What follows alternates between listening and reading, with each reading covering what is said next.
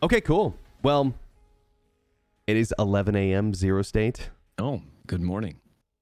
And welcome everyone to the first Hold the Line podcast. And listen, I love the name personally. I wasn't going to go with Hold the Line. Chad actually voted on it. That's right. I Chad, helped. you helped. You helped. But Chad voted on it. So it actually kind of feels good that Zero State's the first guest ever on the Hold the Line podcast because, well, he helped come up with the name. So originally it was going to be Citizen Talk, and then Chad came up with a bunch of names, and then we went with Hold the Line. And it kind of feels fitting, right? Mm-hmm. So let me explain again how this is going to work. Typically, we're going to open this up a little bit differently. Zero State is not going to be on the original one or whatever guest we have that week. And then we'll transition into a caller section after talking to our guest for a little bit. So it's going to be first 45 minutes to an hour is going to be a guest. And then the last 30 minutes or 45 is going to be you guys are going to have the ability to come on the show. Just like Answer the Call, if you guys have seen that before. I do have Mike's blessing for this, so please, nobody feel like I'm ripping him off. Me and Mike are super good friends. And so essentially we're going to do this weekly as long as there's stuff to talk about. This is going to be a seasonal podcast, guys. It's not going to be an every week thing. We may even take several months off depending on what's happening in Star Citizen. But super glad to be here with Zero State. And Zero State, we just met, actually, for the first time ever. That's right. It was a magical experience. I think we first met next to a pizza plate. Was that where we first? Yeah. Yeah. And Berks was like that. And then we shared pizza and got lost in Beverly Hills. It was great. It was great. So what we're referencing, if you guys don't know, is we both got to meet at CitizenCon 2053. And man, was this your first CitizenCon? It was. Yeah. I mean, I've obviously been around for the virtual ones, but first in-person one. Yeah. Yeah. And it was... Me too. It was something, man. It was cool. I mean, I know that it was like more because everybody said like it's more than the old Citizen Cons were. It's like it's more than they've done before. So it being the first one and it being more than all the other ones, it's so cool to be there and be like, wow, this is insane. And have people who have been to other Citizen Cons be like, well, this is insane, you know, and have that same experience. So that's pretty cool. But yeah. Yeah, it's really cool. And you know, I think stepping into the weekend, I was kind of skeptical if I should really even be there or if I should go. Should I just be streaming it at home and like hanging out with Chad? Or should I, you know, I guess like sort of take this risk and spend money on this big trip? And maybe it's fun, maybe it's not. I wasn't really sure. I'd never been to a CitizenCon before, but super happy to report that if you guys have ever wanted to go to a CitizenCon or are thinking about it, it's super worth it. So many cool people who are trying to get excited about the same things you are. Great conversations, great hangs. I got to meet some of the devs, which was really cool. Todd Pappy, awesome guy. John Crew, XLB, if anyone knows him. I met him before, but got to meet some people that I'd seen before. Jake, Silo. So it was really cool overall. And man, I would totally go again. Do you think that like you're more excited about what we saw over the weekend, Zero, because you were there in person? Yeah, probably yes. Because it's cool to see something, and then and this is just my experience because I happen to be in right place, right time kind of thing. But like right after Benoit got off stage showing off like server meshing with Paul, I was backstage at the Atmo thing because I was doing that Atmo esports thing, and they both came back to like fix the server, the Atmo server that was running. And I got to like hug them and be like, that was amazing. I got to see it. Like, thank you for, you know, and I'm not everybody has that experience, but a lot of people did meet a lot of the devs and things that were there. So in person, I feel like you had a real chance to meet somebody who worked for CIG who could be like, yeah, we're really doing this, you know, and like tell you that in person, face to face, which is a bit different experience than seeing the videos on their YouTube as they pop up. You know what I mean? Or live, of course. Don't you think it's a little staggering how tall everyone is who plays Star Citizen? The whole it's community. So it's weird. Like there's something in the water. You play Star Citizen, do you get taller? I didn't know. Someone in chat we found out that Berks was 5'1". Listen, guys, I am not 5'1". I know I'm actually 5'3". Okay, thank you very much. No, I'm kidding. I'm like almost 6 foot. I'm like 5'11 and a half. If I can really squeeze it in tennis shoes, I'm like 6 foot. I'm 6 foot even, and he's like, we stood next. I mean, the thing about Berks is that he's when Berks takes pictures, or at least some of the pictures, he's a lean inner. He like puts his hands on somebody's shoulders, like wants to lean into the picture a little bit, give a big smile. And when you lean in, you lose like an inch or two. And plus, when you're doing that next to Morphologist, who's 9 feet tall. Morph is so tall. It's crazy. It's crazy how tall that dude is. Super cool guy too. Got to hang with him. Man, I got to hang with so many people. Tomato and I got to meet such a nice dude. And Honey, his wife, they are as advertised. For sure. So fantastic. She bought everyone shots as she just came up to me and she was like, "You're gonna do shots with us?" It's like, I guess. It was tequila. So funny. Yeah. What an incredible weekend. I think at one point, probably my funniest story from CitizenCon is one of the lead community managers, Xylo. A lot of people know him. And we're like having a good conversation at a Bar Citizen. And what ends up happening is at the end, he's like, shakes my hand, he hands me something. And if anyone knows Star Citizen, they were doing a platinum ticket event. And I heard a rumor they were handing them out at these like, Bar Citizens, like devs had them. And so I'm thinking to myself, like, okay, stay calm. He just handed you a platinum ticket. That's what happened. He handed you a platinum ticket. So I literally, what did I do, Xero? I came up to you. I give him an extra hug. And I'm like, thank you so much, bro. Thank you. Dude. And I come up, I whisper in his ear. I'm like, Xero. They gave me a platinum ticket. I have it in my pocket right now. Don't say anything. That's exactly what it sounded like. Stay calm. Stay calm. Don't say anything. And so for like an hour, I'm sitting with this thing in my pocket. And I finally pull it out, and it's a executive black concierge card, which is still cool. It's like a little memento, cool. But it wasn't a platinum ticket. I totally ended up not getting the platinum ticket, which is totally fine. I ended up not getting one at all.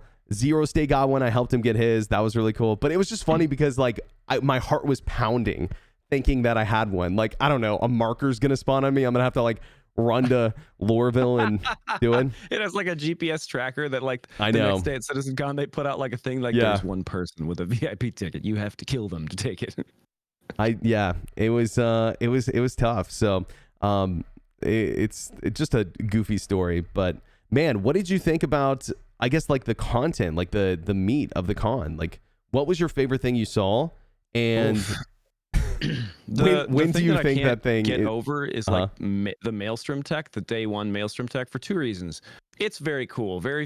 I think very few video games do destructible environments well, or do them at all, right? And they look cool. I mean, it may not look like that when it's in, and I know that there's development changes things and everything, but it was just so cool to see where they could go with that. In my head, I'm thinking, okay, Microtech has 1 million trees. Can we apply this like destructible Maelstrom tech to the trees? My God. And if you crash land, do you bust through a bunch of trees and like make a line, And like that would be the coolest thing they can do with it, honestly. Yeah, how is PES gonna work with that and everything?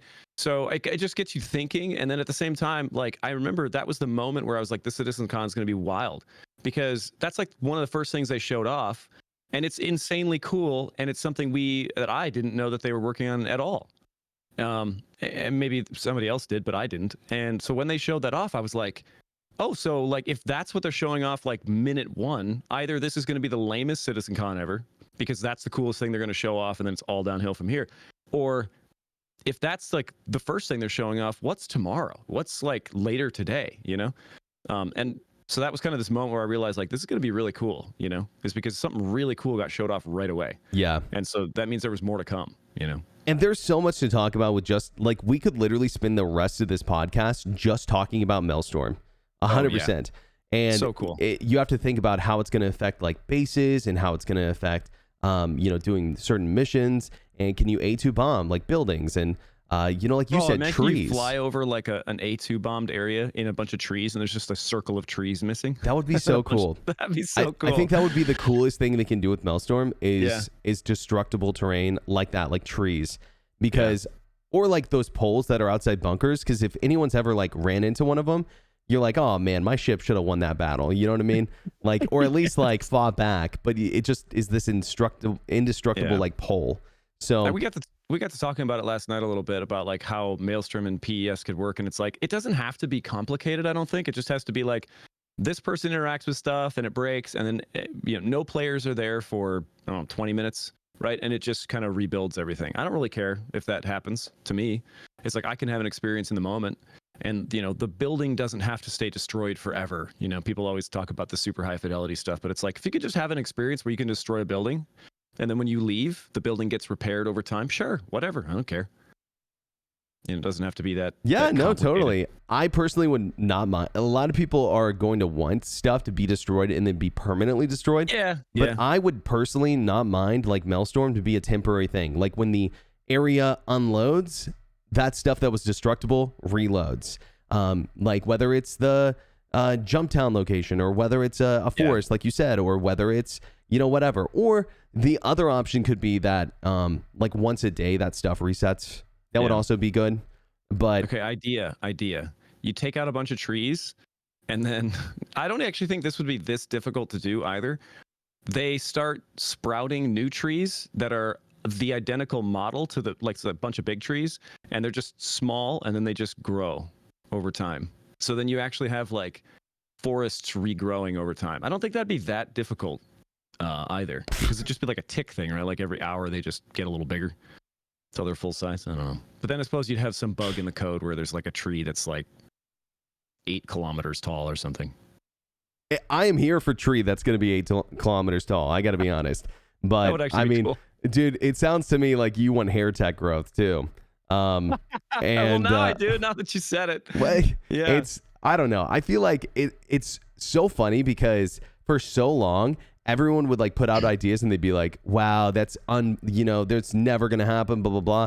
But after this weekend, seeing like these crazy things come out of Star Citizen, everyone's like, well, what if they did this? And what if they did this? And what if they did this? And it doesn't seem as unrealistic, right? Yeah, exactly. I mean, it's like if they can do that, what they showed, if their engine can do that, can their engine do this? Is like where everybody's minds goes. And that's, I mean, it's a logical path, because they showed off a lot of things that are like that's really cool stuff to have in an MMO, to have in like a multiplayer space that a lot of multiplayer games like that just don't have, So pretty cool. It is really cool. And so I saw somebody say light polium. I think it was Q. Yep. it's a new mineral. If our ships were only made of light polium, we'd be gods. It's true. I might steal that one. That's pretty funny. Yeah. So Maelstrom, I think, brings a lot of really cool, I guess, kind of immersive is the biggest thing it does into the game. So I'm excited for that too. I think for me, my favorite thing that I saw, it's really hard to say, right? There's some really incredible stuff. Obviously, I think the server meshing stuff, incredible. I think a lot of the, engine stuff's really cool. But I think for me, I know this is going to be not everyone's first pick, but I think for me, it's going to go between either the new QT effects and the new QT spool up game that they're kind of doing, along with very cool. Yeah. And I hope they add that for interdiction as well. Like if you get interdicted, you have to like your course gets unstable and you have to correct it. That'd be cool. Elite Dangerous style, where it's like exactly. And I love how I bring up Elite Dangerous a lot because it has so many cool mechanics. But in Elite Dangerous, when you get interdicted or when you interdict, it's literally a PvP fight. But it's like a mini game, a opposed mini game where this guy is trying to stay on course and beat your interdiction, and you staying on him or keeping him in your reticle makes it more difficult for him to stay on course. And it literally is an opposed like them versus you situation without like shooting guns. Like, and I think Star Citizen does kind of miss a lot of player versus player interactions that don't include shooting the other player. Most of our PvP interactions are shooting the other player or destroy, doing something, right? Like to another player, where it's like shooting guns. There's not a lot of that indirect PvP, So hopefully there's more of that. Yeah, no, absolutely. And I was just catching up on what some people were saying here, and I think that there's a lot of cool like different directions that CIG could go in for all this stuff, to be honest. And it really just feels like what we saw this weekend almost felt like the wait that we've been waiting 10 years has been completely worth it. That's what it feels like. I feel as excited about Star Citizen today as I did when I first opened the game back in 2017, right? Yeah. We do have to temper that with like, okay, Absolutely. CIG has made some mistakes, right, in the development. They've made some, I don't know if mistakes or missteps, whatever it was. They've had to restart some things and change directions and change engines and do these things that maybe that's normal-ish in development of a game that hasn't been made before, to a certain extent. But there are some times where it's like, okay, they kind of screwed they kind of screwed up on this one. Over time, so there have been some missteps. So it does make you wonder, like, where would we be if they hadn't messed up at all? But I'm glad we're where we are. Like, Well, no doesn't game make it not developer is worth going to it. be It just perfect.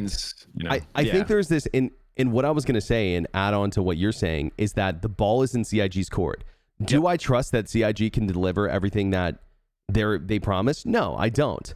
But if I could get 50% of what they showed this last weekend, I'm going to be extremely excited. Within the next 12 months. So I'm just used to the long time frames. Yeah. Don't judge me. It's early. Yeah, absolutely. If we could get half, I would be extremely excited. And some people are like, oh, well, some features are better than other. That's true. But I think the ball's in their court. Let's see what they can do. Yep. And for now, I'm hyped. It's not my job to stay hyped. It's CIG's job to, I guess, prove that the hype is worth it. We're getting Pyro next week. That's going to be really cool. And who knows what we're going to get in 322. Yeah. I mean, and to that point of like the balls in their court, I had 2 different conversations with devs where they unprompted kind of to me, I was like, this is really exciting to see all this coming in the next year, or presumably a bunch of this stuff coming in the next year. And I'm always like, I was pretty careful to try not to be too like, I'm so excited that this is definitely I was trying to be nice. And both times the dev I was talking to looked at me and said, yeah, I mean, it's up to us to deliver that. It's up. And so it's cool to see that they're in that same mindset too, that they are in the same mindset of like, the ball is in our court and we need to deliver. So we're excited to deliver. It's pretty cool. So. Yeah, absolutely. Did you get a chance to try Pyro? Yes, I did. You did? Awesome. Cool. I wasn't sure because of the Atmo thing. I was very surprised. Yeah. Okay, so very, very what happened? surprised. Tell me about it. So I loaded in with a buddy. It just happened to be in the same server, same hab, whatever, next to me, and we couldn't make a party. I think that it was like a kind of a custom build where not everything was enabled, and probably no connection to Spectrum or something, whatever. And we get in a couple ships. We go down to a location. We did just like an assassination, like a bounty mission. Basically, I think it was bounty, and there was a shocking amount of missions. I mean, it probably won't be all those many missions when you first load into Pyro. I'm sure they're going to be rep gated, and I have a feeling that they gave us access to all of the missions or most of the missions in that playtest. So you probably won't see this huge list of missions the first time you load into Pyro. Probably, at least when it goes live. Maybe in PTU you will. But we went down. We actually completed the mission. It was cool. The landscape of the planet was really neat. The first planet we went to was Pyro, I don't know, 2 or 3. I can't remember. I think it was 3. And the temperature was like 350 C. Like, it was super hot. And they had like your character doesn't overheat mechanic on, so you could just survive. But it was ridiculous. So I don't know how we're going to survive on those planets. Maybe that was a bug. We'll see what they do with it. I don't know. But the landscapes were really cool. The atmospheres were really cool. Flying through space, it didn't feel. I mean, I was in an Inferno, I think. So I had a crossfield, so it was pretty quick across the system. But I mean, the distances didn't seem crazy. As crazy as I thought. Anyway, I thought I was going to be in quantum travel for like 15 minutes. I think it's about twice as big as Stanton. Yeah. But as far as I know, from tip to tip, the interior planets are kind of all, at least in that test, they were all kind of like close together, so you could kind of hop between them a little faster. But yeah, I would definitely bring a fast quantum drive anyway, just to cut down on those times. Yeah. Well, I mean, there's some pretty extreme environments in Stanton too that you can like breathe in, right? For example, a lot of people don't know you can breathe on Yella, or what is it, Calliope, right? Calliope, a couple others, Lyria, I think too. Yeah. I don't know about Lyria, but probably. And or maybe I think I don't remember. Yeah. And so I guess like my point is maybe we'll be able to survive in those environments, but I would really like to see biomes be more meaningful in that way, where you go to like a lava biome on Pyro and you have to like put on your heat suit, but if you go to like a plane, it's fine. And even on Microtech, we struggle with that. Like you kind of freeze to death at the same rate on Microtech, even if you're in like the green zones. If there is a difference between the two, it's not super noticeable. And so I don't know. The heat and cold stuff with like day and night cycles in Star Citizen to me is a little weird. Sometimes it'll be like the middle of the day on Daymar, where it's supposed to be hot, and it's not that hot. It's like 37 degrees Celsius, which I mean that's hot, but it's like it's not gonna kill you. And then sometimes it'll be like nighttime or like early morning when it's supposed to be the coolest, and it'll be like super hot, and you're like, I think maybe the day-night cycle and the heat cycles aren't always matched up entirely. But I mean, that's just something that might come eventually. Yeah, absolutely. Okay, well, did you get solar flared? Did I ask that already? I didn't. I saw a warning about it as I was quantum traveling, which is weird. I don't And you know if you can get avoided hit it. by a solar flare in QT or not. It made me think of that, but I didn't get a solar flare. I did see somebody get solar flared while I was standing. I was watching somebody else play from like 20 feet away, and their whole screen just goes flashbang. Like it all goes white, dude. And then it like knocked out their character. They had like a concussive effect. It was wild, dude. I also avoided the solar flare, but Icy Melon, who I met at CitizenCon, he told me that what happened was he was like flying on a planet, and his ship started getting like EMP'd from the solar flare, so he got scared and he like landed. And he got out because he thought maybe that's what he needed to do, was like take cover on the ground somewhere. Right. And so he gets out, the whole sky goes white, his screen goes white. When it like comes back down and he can like see again, he's got a tier 3 head and chest injury. Oh no. Isn't that nuts? That's wild. Also, it makes me wonder what they're going to do with that.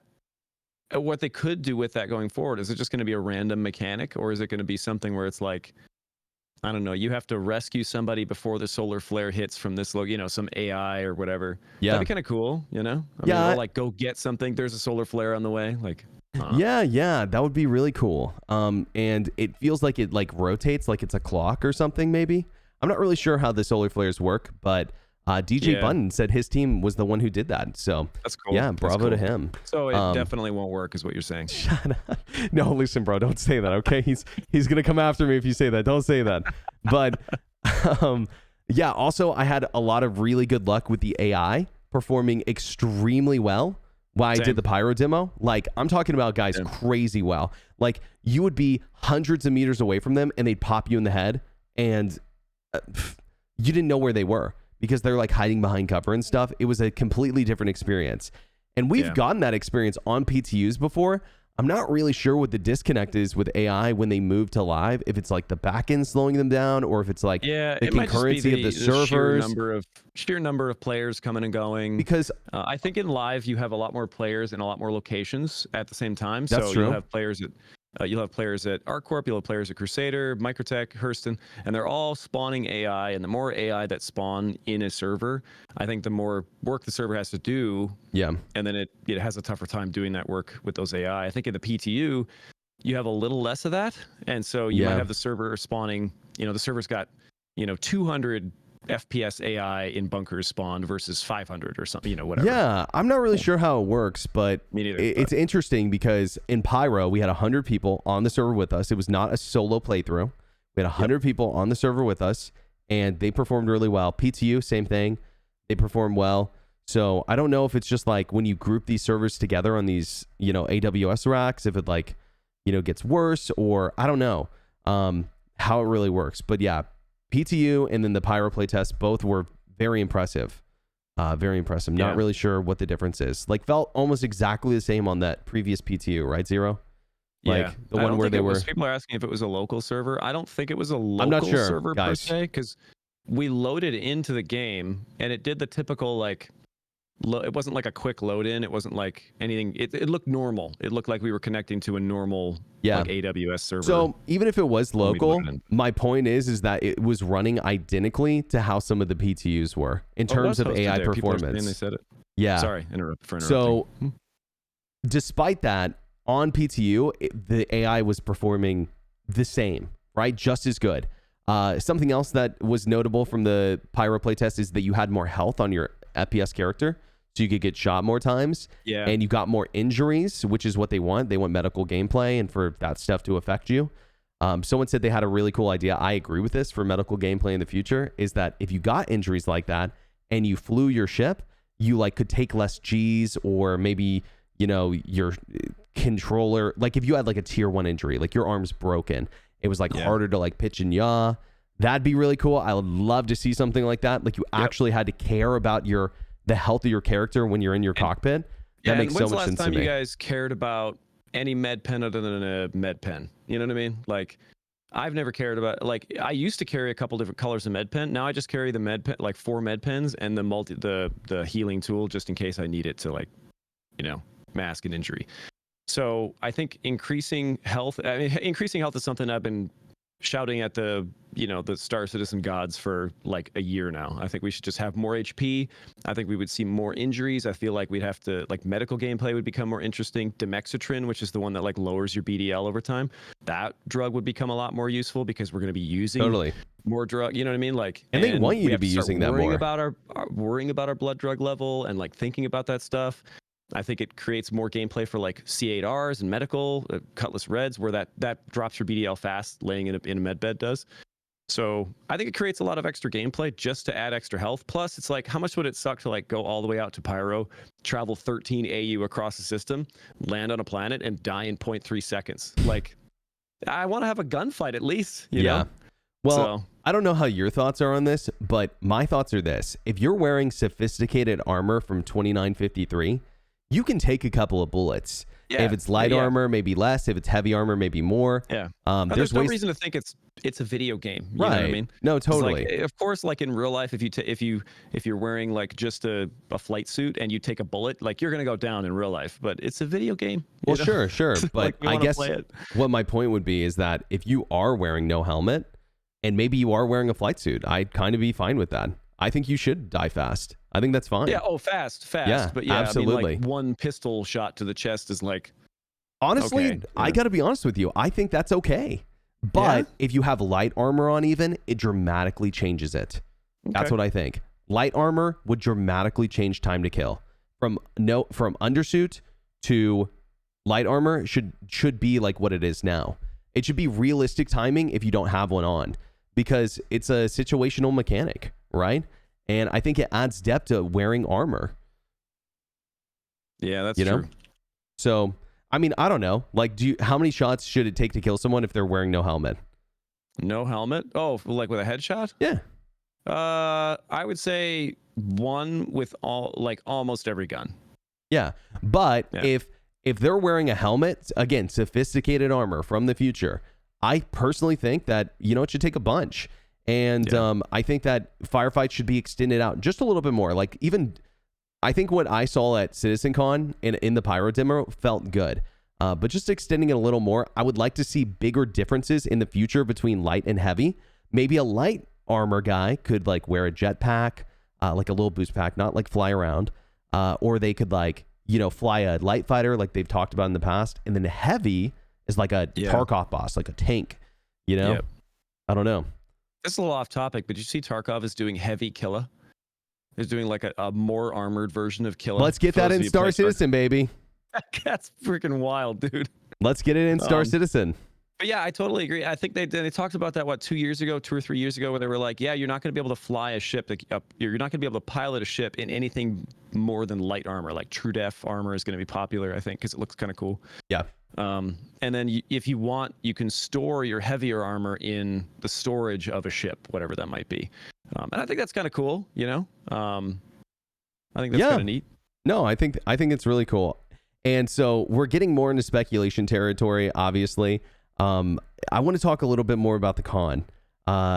So what do you think, based on what you've seen through this weekend, what things do you think are, I'll give you this, okay? Give me 3 things you think are the most likely to make it in 12 months, and what are the 3 things that are the least likely to make it in 12 months? I have to remember everything I saw for that. I can go for you. You go first. Okay, I'll start with least likely. Ship scanning seems like it hasn't even started. Seems like it was in conceptual phase. So I'm going to go ahead and say ship scanning. Ship scanning I can get with seems that. for sure. I think base building people is the saying base obvious building. one. Base building's the obvious one. And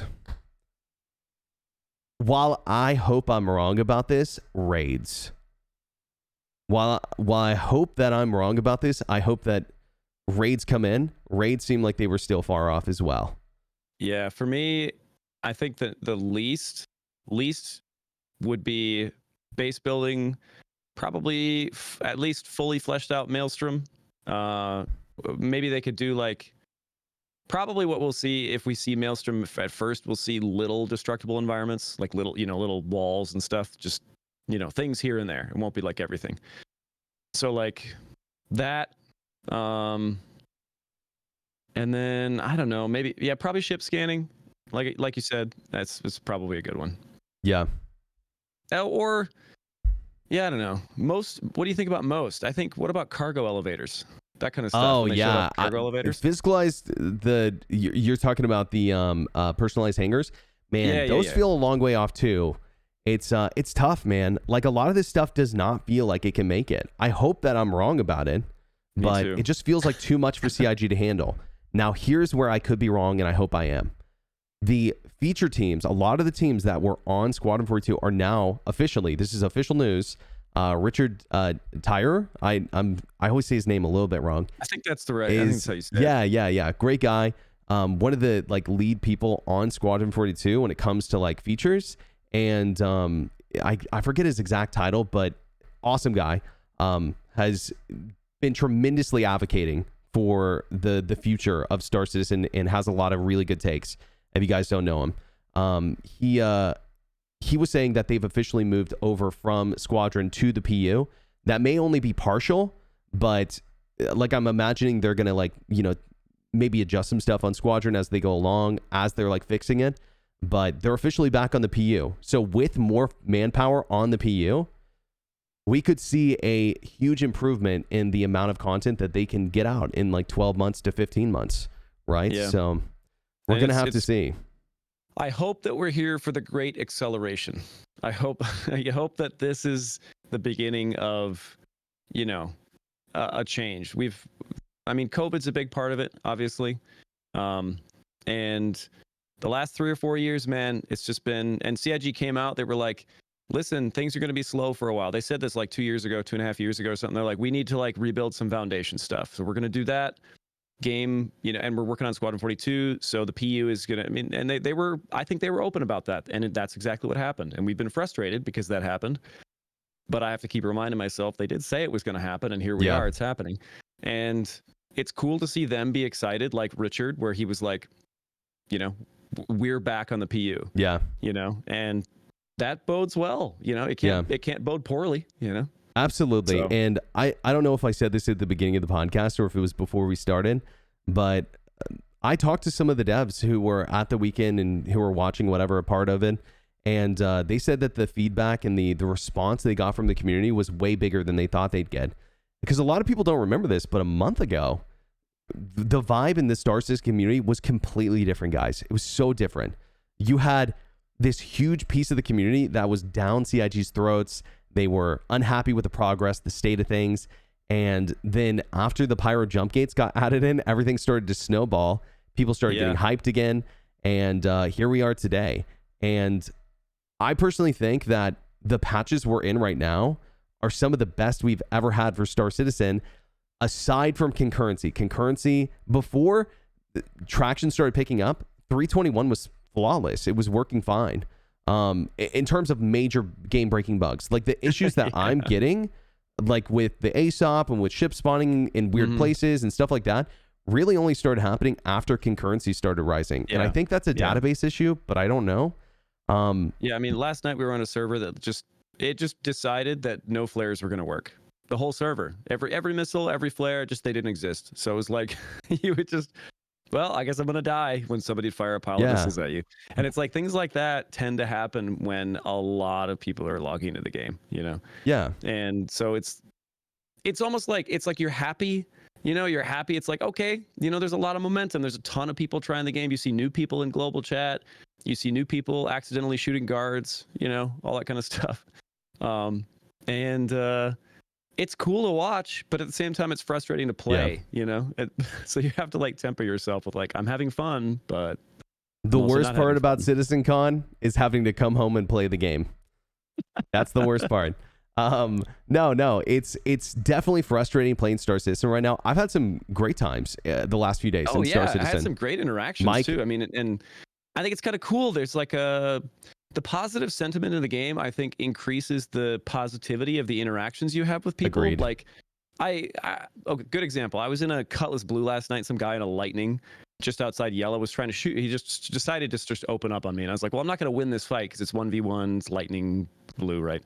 So I just started like firing all of my missiles at him. And we were on a server that the flares were working. He was fine. And afterwards, just to be a troll, I was like, great fight, dude, and I was like doing the most toxic shit you can do in a fight, which is super joust and fire all the missiles you have.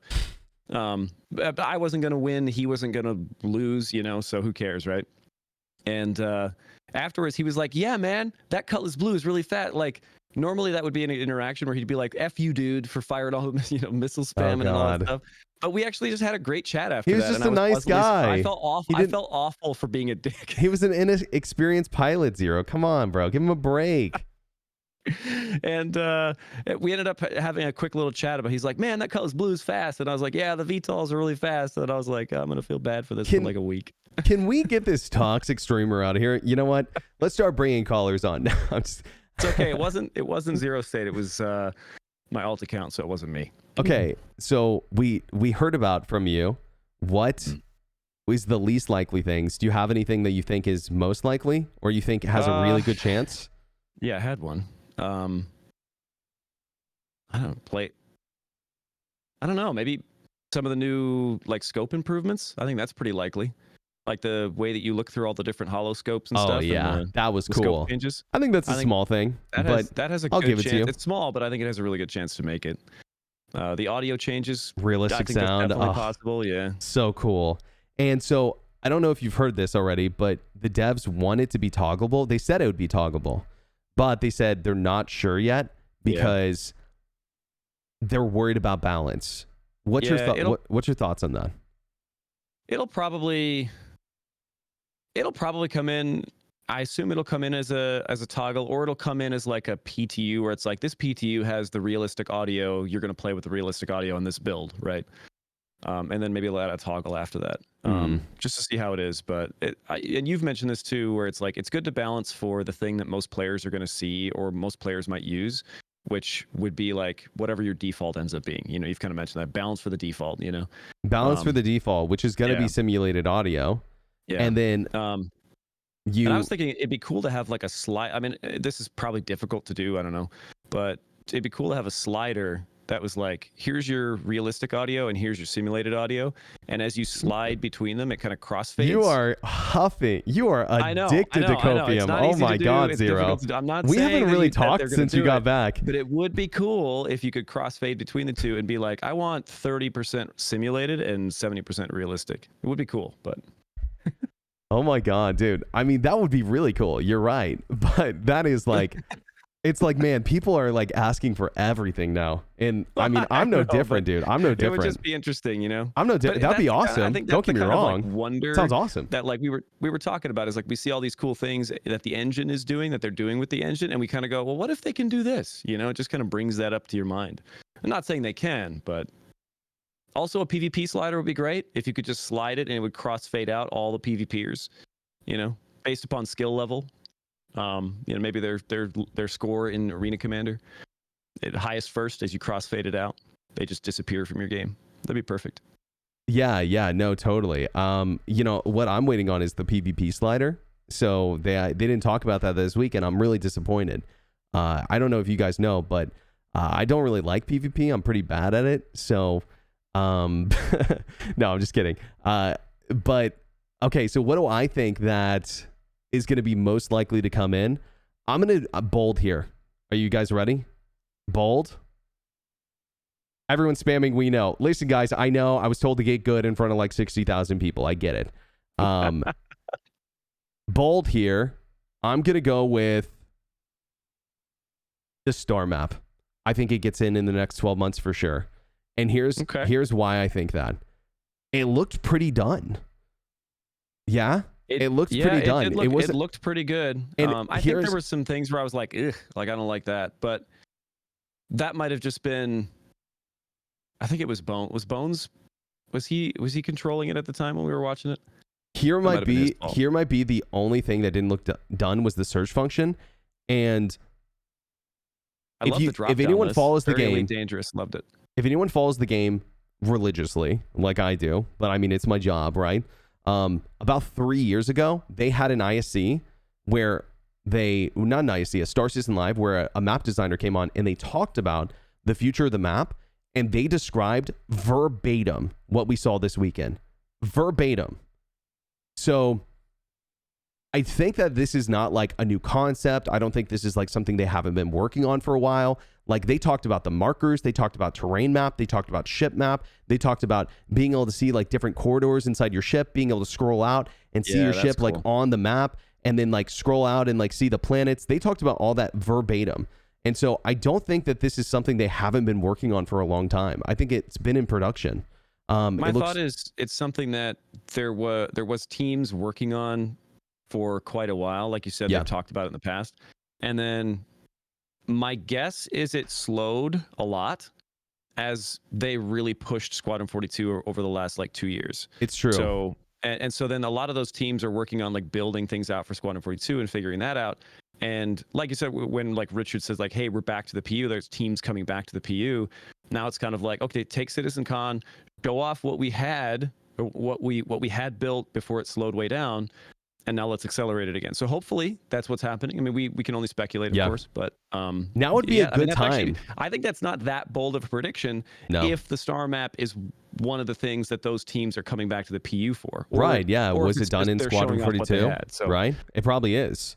It's probably done in Squadron. That bodes well too. If it's something that this is what we had 2 years ago, and we're showing off pretty much a polished version of what we've had for a couple of years in this like new star map. And now we can accelerate that and like finish it, you know. So hopefully what we saw is not quite finished, you know.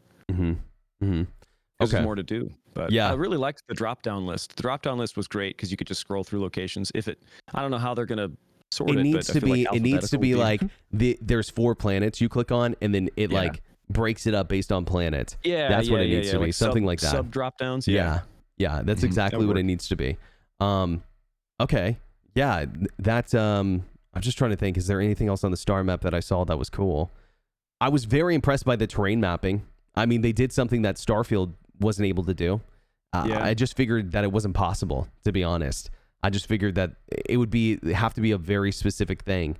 Doing it at that scale that Star Citizen has done seems unlikely, but they were able to do it.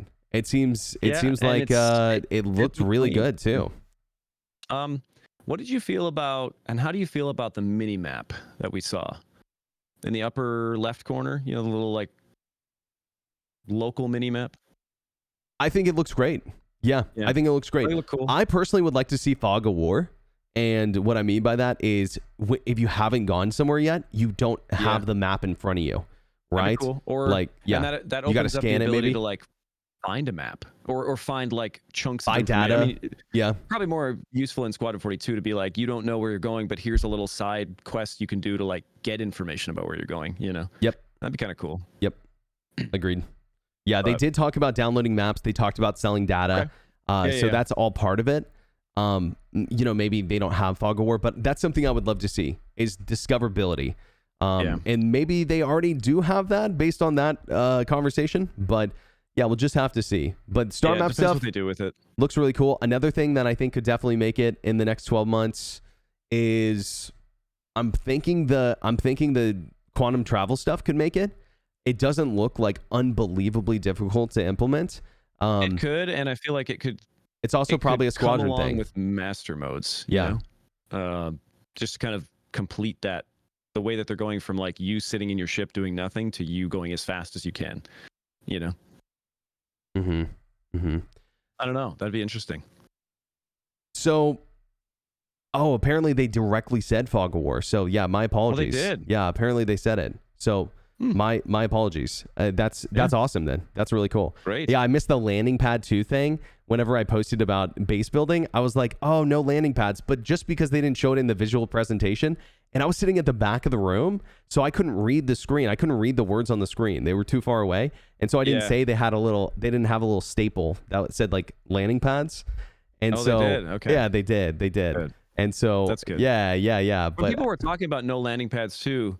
I was like, yeah, I mean, maybe, but at the same time, like if you can build a hab structure like Fallout 4 style, where it's, the hollow, build it. Like there's no reason that they couldn't add a landing pad to that list of things, and then just have it be like a hollow, and it's there.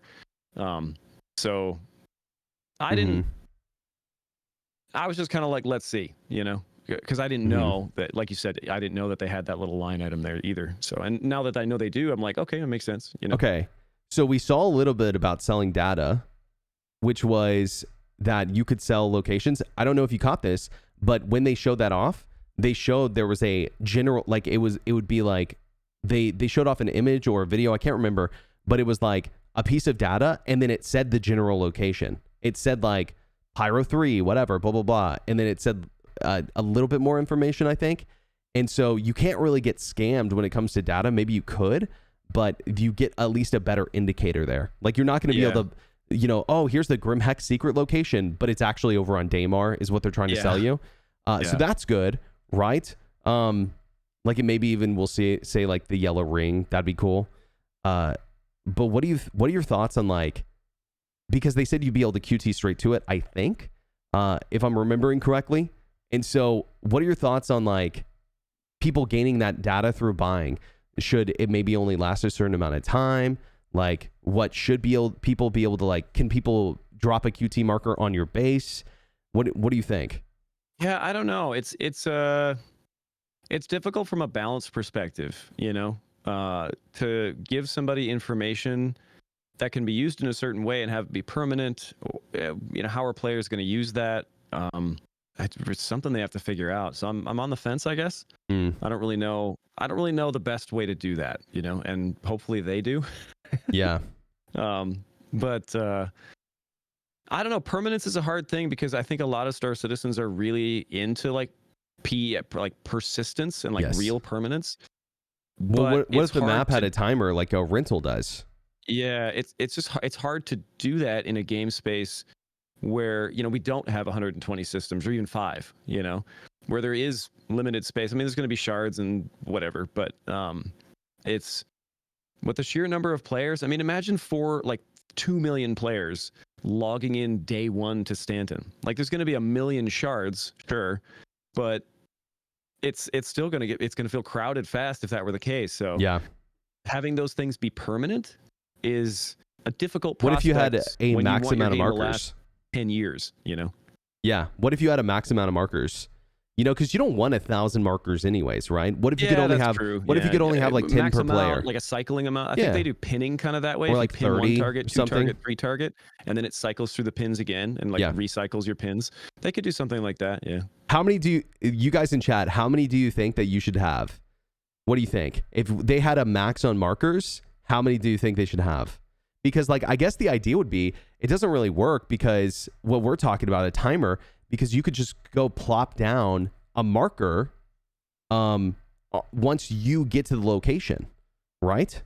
There's so many different answers. Look at this. We got 3. Yeah, so many different answers. And then somebody said 69, and then somebody said 1,000 or 5,000. 10 for each system. That's there's wild. Yeah, I don't know, man. It's it's definitely a difficult conversation. And here's why it's difficult is because I personally want discoverability in Star Citizen. Like, for example, I don't think you should be able to QT straight to Grim Hex unless you have criminal rep.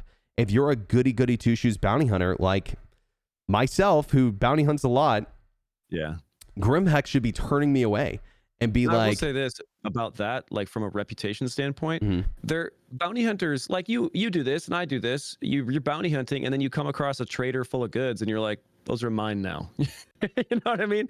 And so like, I feel like Soldiers of Fortune is a better maybe description of kind of, I think somewhat both of our gameplay.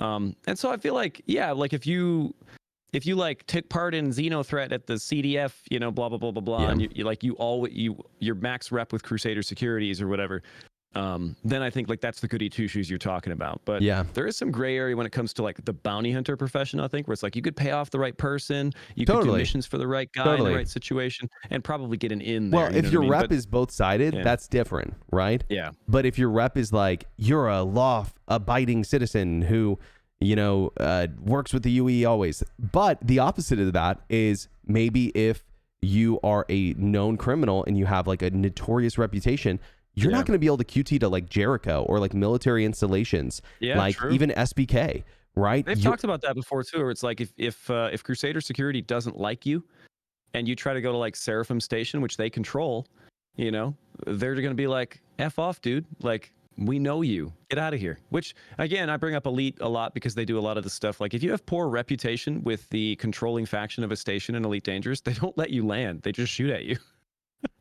Yep. You know? Yep. And it's kind of cool. I think that kind of adds some dynamics where it's like, okay, I've put myself in this place where I can't go to certain stations. So it augments my gameplay for the time being. You know, over time, those things will like settle down and they'll kind of forget about you because it's a video game, right? But yeah, I think that's kind of a cool mechanic. Valkyrin just said something that is in chat that just made me think of something else for the what we're talking about with the data and information that I think could be really cool. What if your Mobi-Glass is connected to your maps, and when you die, you can lose information from your custom markers? Like, that's a consequence of Death of the Spaceman. Yeah, that would add a lot of interesting gameplay to going back to get your body, because you would actually want to go get your Mobi-Glass data. Maybe you get 10 permanent markers on every Mobi-Glass, and then after that, you can start losing markers or something. I think that could be really cool. Maybe that's too harsh. On your Mobi, and then you could upload those to your ship. Let's say you had, you know, something some kind like of ship that that had some data storage, and you could upload maybe 100 to your ship, or whatever, and then so your ship can store some. So if you lose your ship, then you've lost a bunch of them, and then your home station could store maybe 1,000. You know? I think you get some permanent, and then some are temporary. Maybe you could lose them. But yeah, that's a discussion I think for when this stuff comes in, right? So who knows when that's going to be. We can have ideas all day, but we'll see what they do with it. Okay, let's switch up a little bit. So Squadron 42, I'm going to ask you 2 questions about it. All right, I'm going to start with the first one, which is release date. When do you think we're getting at XERO? Oh man, I don't know.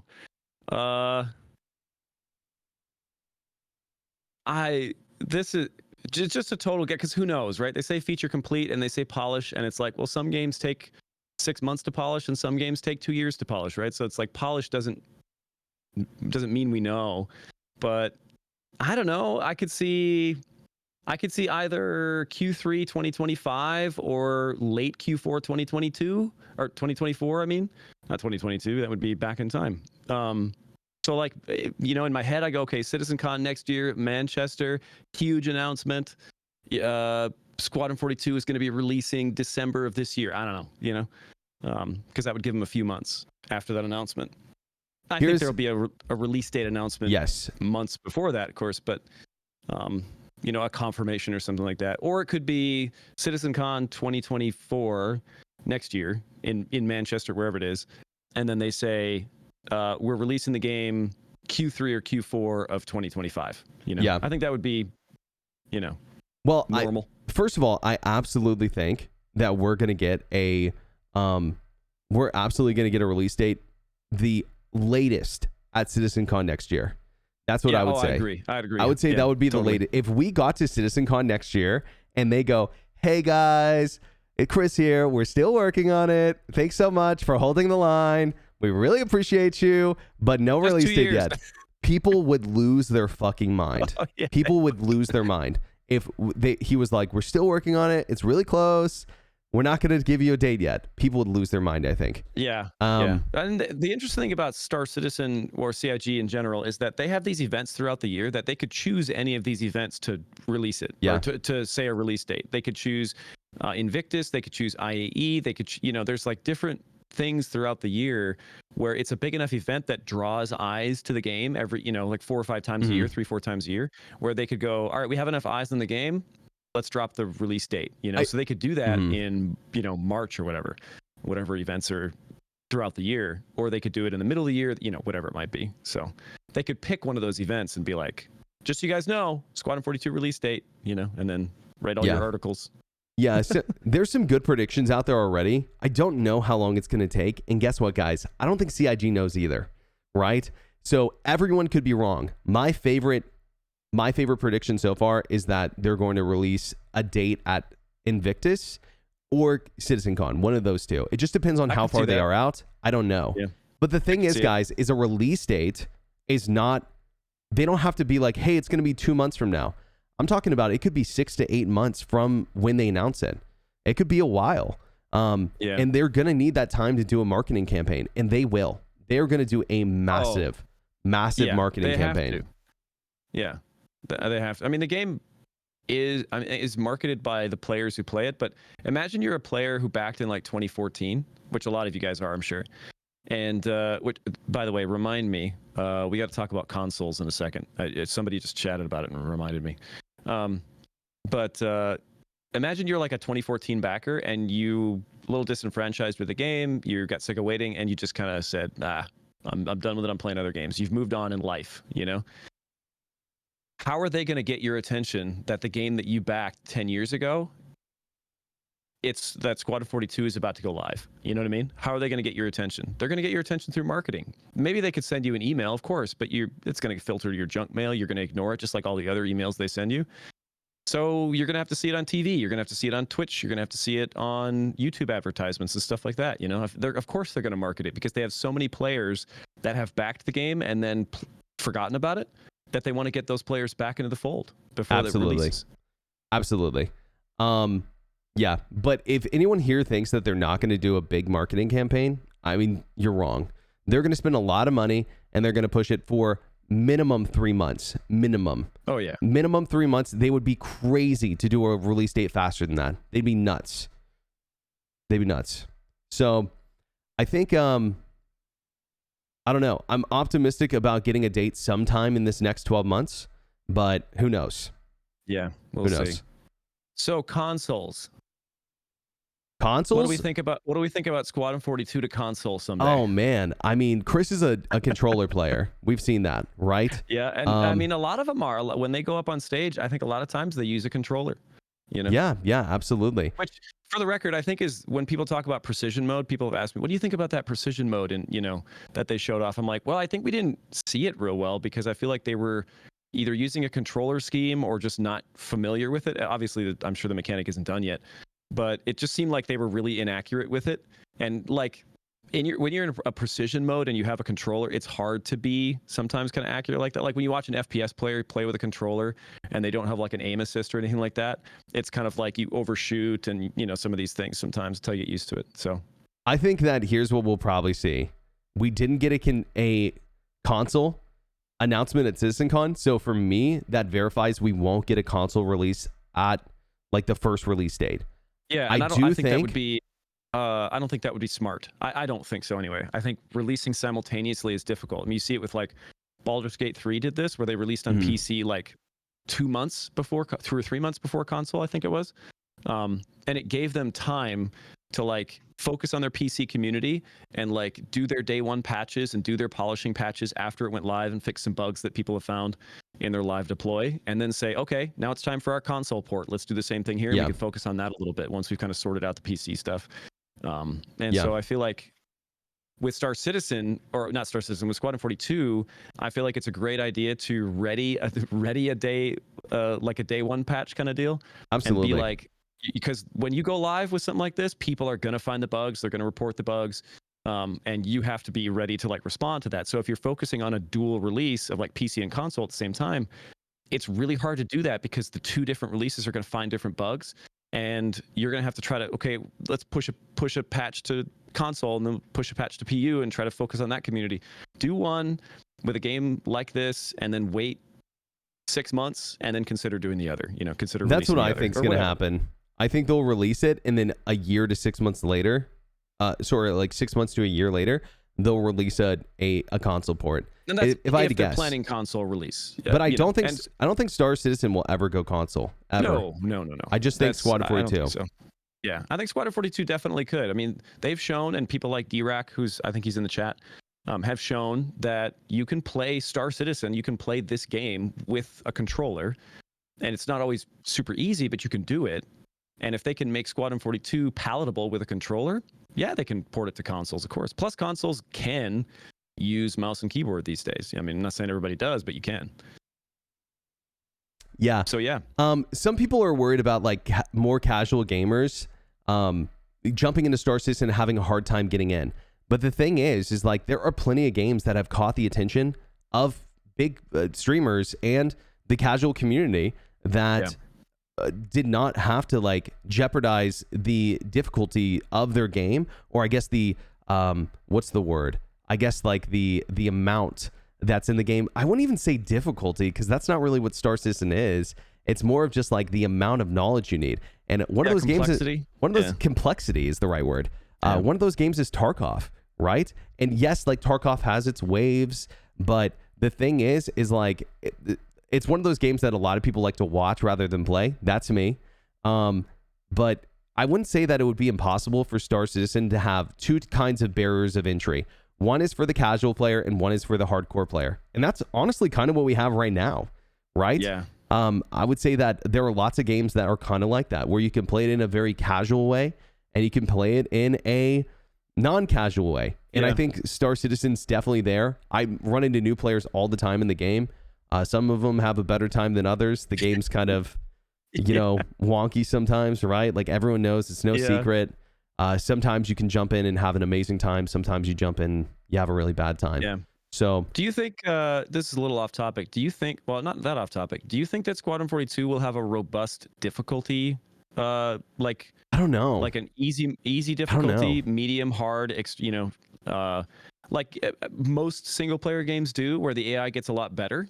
Or do you think they've just kind of tuned their AI to be everybody plays it? Yeah, no, totally. I feel like you would have to, right? Like you want a more challenging experience in a single player game versus a less challenging experience. It's probably going to be like a 3-1, is where I think that normal is what they're going to balance for, and then hard is going to be just like maybe they're a little bit more aimy, a little bit more bullet spongy. Easy's just like, they're just kind of like there. I hope it has difficulty or I will die a lot. Yeah, I don't really know. I don't really know what's going to happen with that. Can I ask you a question? A lot of people are wondering, is it going to be free roam, full exploration like Zelda Breath of the Wild or like Star Citizen? Or is it going to be like linear story? What do you think? I think it's going to be more like Deus Ex, where you have a very linear story and you move from location to location that you can't go back to. Well, within reason, you move on. There's like chapters, right, in the gameplay. So as you move through, like Baldur's Gate almost storyline. What'd you say? Like Baldur's Gate almost. Yeah, a little like Baldur's Gate. Yeah, where there's acts. And the reason I use Deus Ex is because it's the one that's most familiar to me. But very linear. But in Deus Ex, you can play the linear story and go from location to location to location and just straight line it, or you can explore that high-rise building next to you, and like go and hack some computers and do some cool stuff. Yeah. But that's not that far away from your main storyline. So there's side quests, but they're all close to the main storyline. Like it's not going to take you like Breath of the Wild or, super far out, where you can just go and screw off for like, 8 hours. It's going to be like, there's some little things you can find over here. There's like a, extra building you can explore over here. There's an extra cave area you can go over here and kill some more Vandal or whatever. Yeah. And I'm sure that side quests will pop. You'll probably have like, you'll be doing cruising to a location, and then you'll hear like a comm thing pop up, like the combat beacons you see in Star Citizen, where it's like, I need some help over here. And then your wingman, whoever you're with, is like, you can go help him. We can go help him if you want to. We got time, and then you can just quantum over there, help them do that. You get paid or get reputation for it, whatever it might be, and then move back, Yeah. I think that's how it's going to be, but. Yeah, interesting. You know what I think? I think that you're only going to be able to explore tiny areas of Odin. And I think what's going to happen is you're going to have a special QT drive that can't go that far. And you're going to have to stay really close to your carrier. You're not going to be able to QT across it. There's also, guys, there's no, as far as I know, there might be some. I don't think there's any, gas stations in Odin. This like, there might be some places you could refill, but maybe they don't like you. And so I'm not sure. That brings up a question. So back in the day, this is years ago, almost every ship had a fuel scoop. So as you flew on a planet's surface, you would just scoop a little fuel over time. Most of them did. Not all of them, but most of them. Most of them don't have fuel scoops now. I don't think maybe any of them do. And I don't know this, so somebody in the chat who's smarter than me is going to probably mention this. What ships are supposed to have fuel scoops? Like, is the Gladius supposed to have a little one or not? I don't think well, so. Well, they, as far as I'm aware, I could be wrong about this, so get ready to be corrected. Yeah, not quantum, sorry. Hydrogen fuel. Get ready to be corrected. But hydrogen fuel there's a scoop for that on every single ship. Some of them just work really, really bad, and some of them work really, really good. Right, okay. Is what I think. Yeah, I remember hearing about the 100i too. Some people have said that. I remember hearing that. I remember the Talon used to have a really good one for some reason. And then I think that doesn't do it at all in Star Citizen anymore. But there's other ships that like are supposed to scoop more hydrogen fuel than others, and I don't know which ones still do or don't. But interesting. So I don't know how that, maybe that will be a resource thing in Squadron 42 where it's like, well, still though, right? Like quantum fuel is going to be different, right? Oh, look at that. Wormy posted a list. Well, the list isn't done, but that's okay. You don't have to post anymore. True. The list isn't done, and we don't know if any of those we get it. There's a lot of them. Yeah. Okay. Yeah. Point taken. But yeah, I think that Squadron 42, I think that they're making the right decision, holding the release date. I think that, obviously, I think it's going to be pretty linear. That's what Chris does. He tells stories, right? Like, that's what he wants to do. And so, do you think they have control surfaces in Squadron 42? You think that's not done yet?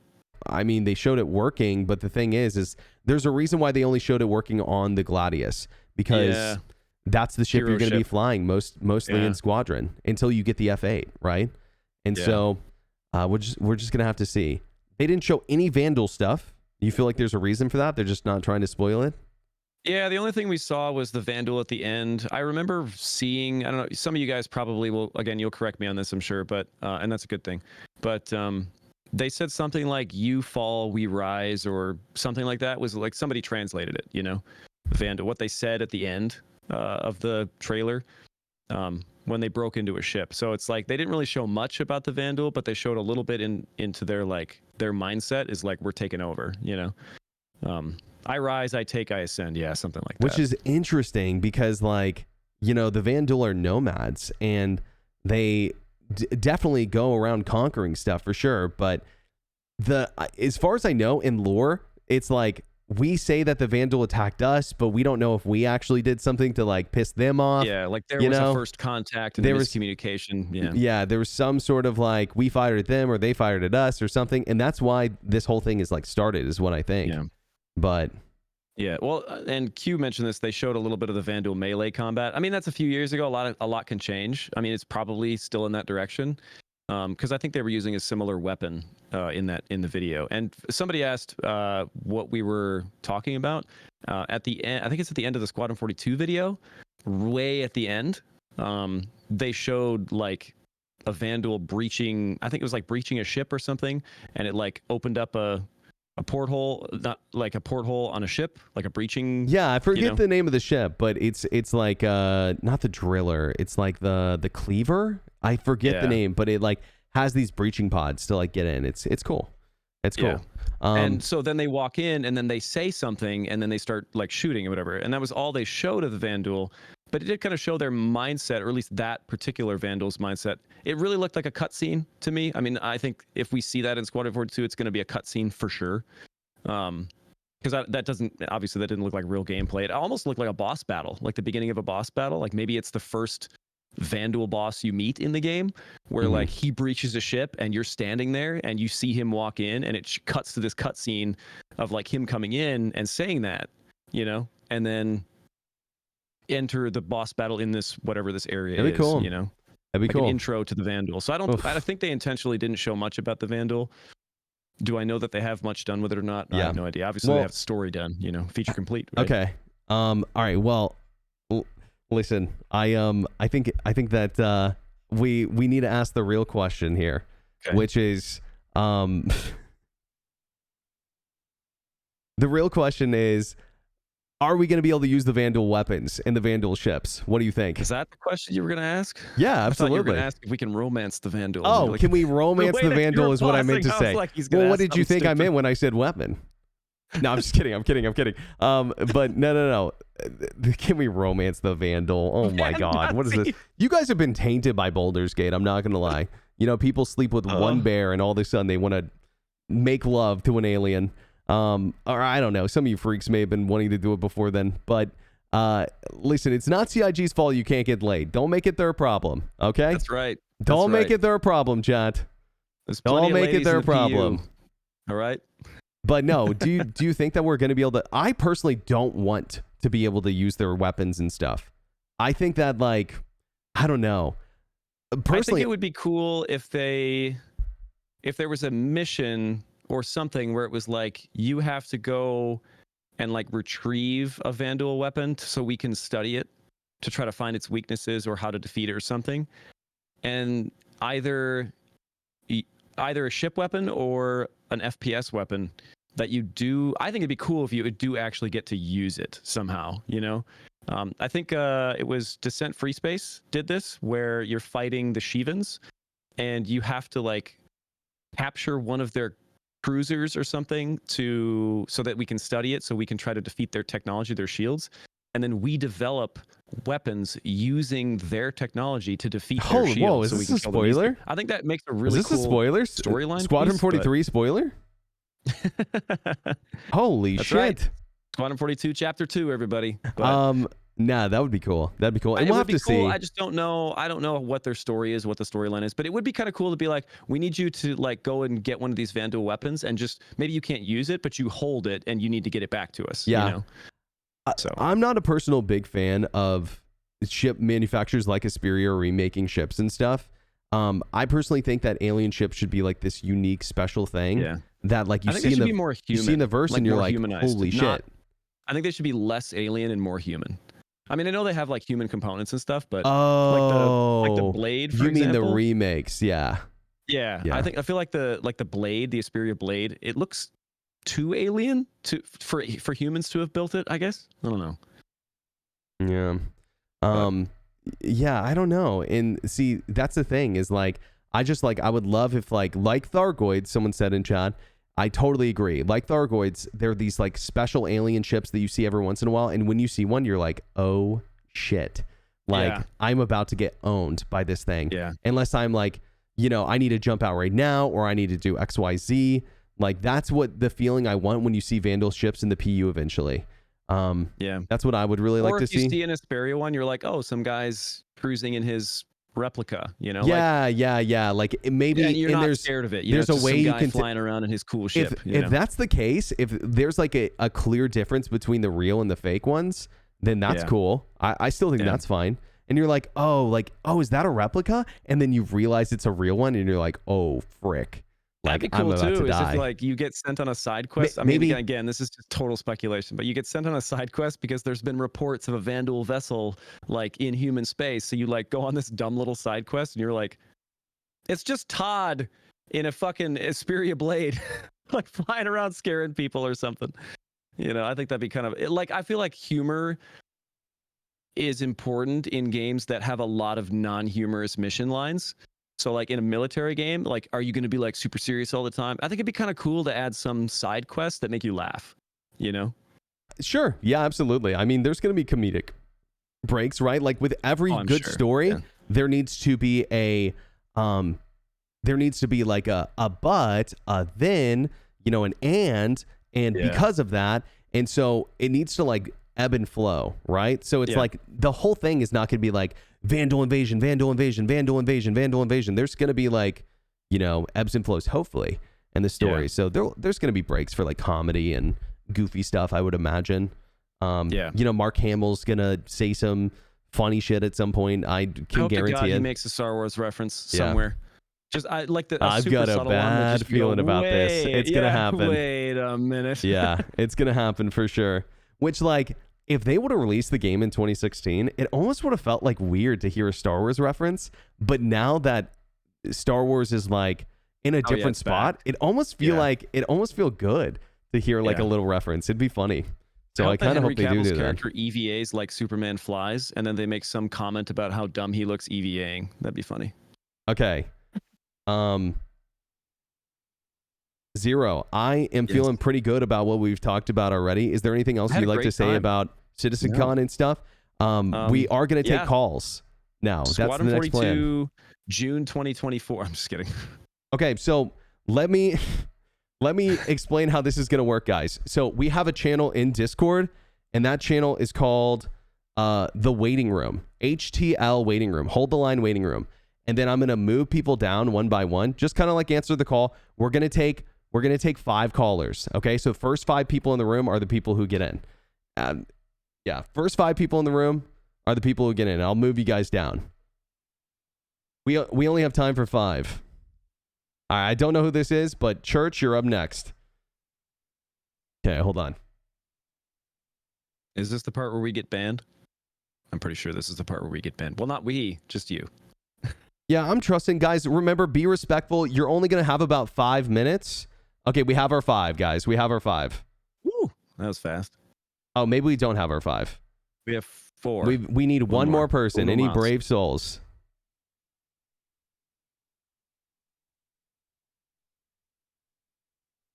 Will this podcast finish when Squadron 42 releases? Yep, this is the beginning of a 2-year-long podcast. That's right. We're going to be here for 2 years straight. Get ready. Okay. Strap in. Okay, chat. No more. No more. We're done. We're done. Okay. Church. Hello? How you doing, Church? Hi, how's it going? Yo, Doing what's well. up, dude? My question is, Okay. you guys' thoughts on master modes and all that stuff, Dude. but more specifically, like the interactions with once we get like, bigger ships, Mm-hmm. stuff like that. And do you think that will like? It seems like the combat is pretty locked in for Squadron right now. So like, do you It think does. that they'll iterate on Squadron because of stuff they need to add for the PU and stuff like that? Like, do you think they have all their eggs in one basket for the Gladius and like the whole thing is gonna kind of fall apart when they have to add Dude. in more stuff? And That's a good question. I'll start here. First, on master modes and how it's going to work, me and Berks actually had a very different opinion at first, but we talked about it, and I think we're kind of a little closer now. As far as Squadron 42, I think it's just fortunate for them that we're going to be in small ships. I don't think we're going to fly big ships in Squadron 42, or very unlikely. So we probably won't have to deal with big ship master modes in Squadron 42. So I think that's just kind of fortunate for them. That it's like, oh, you're going to be in the Gladius like 90% of the time or whatever. So I think that's part of it. And then when they figuring out master modes in the PU, I do think that presents a challenge, because how are big ships going to fly, and how are you going to make them feel like not crap, in master modes for a big ship? I mean, it's doable, but Well, I think the way Yeah. that you do it is it's just not going to be that much different than now. Master mode mainly affects ships Vanguard and smaller. That's the truth. Vanguard Yeah. and smaller are really the only ships that are truly affected by master modes. Some ships a little bit more, like the Corsair and the Connie and ships that size, Valkyrie, are going to be affected, but not as noticeably, I don't think. Most of these ships are going to fly exactly the same way. And I think Church puts up a really good question of like, we've only seen it on the Gladius. So like, what's like the deal? And it's a massive task to add this to every ship in the game. And you can't just think about, just like put in some numbers and lower the speeds. You got to think about thrust in every direction. You got to think about pitch yaw rate. You got to think about how much boost it's using and consuming over time, how much it's and recharging. You have to think about the ship roll, right? Yeah, What is ship the roll. ship supposed to do, and how do we make it still do that in master modes? Yeah. It's going to be a challenge for sure. Absolutely. Because how are you going to make? You can't just apply what the Gladius does to every ship, because if you do, every ship feels exactly the same to fly. Some are just a little slower than others, and it's like you don't want a Vanguard to feel like a Gladius. You don't want a Gladius to feel like a Vanguard. So Totally. how do you make that make sense in master modes? That's going to be a challenge for them. Yeah. This is why I didn't say master modes when I said things coming this next year, because it is just a massive, massive, massive endeavor to do anything on every ship in the game. This is why we don't have gold standard yet. This is why I think physicalized armor is still a long way off, even with Maelstrom. A lot of people are referencing that. I still think it's a while off. And it's why I think master modes will be a while. Master modes to me is a good step in the right direction for some things. I actually really like this current flight model. It just needs to slow down and missiles need to get fixed. And so we had a good chat. I totally agree with that. About that. Yeah.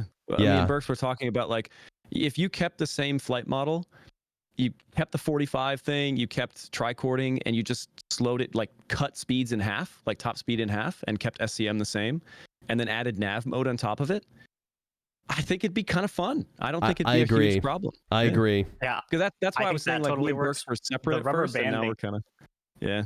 The rubber banding you get after boost is really weird. Yeah.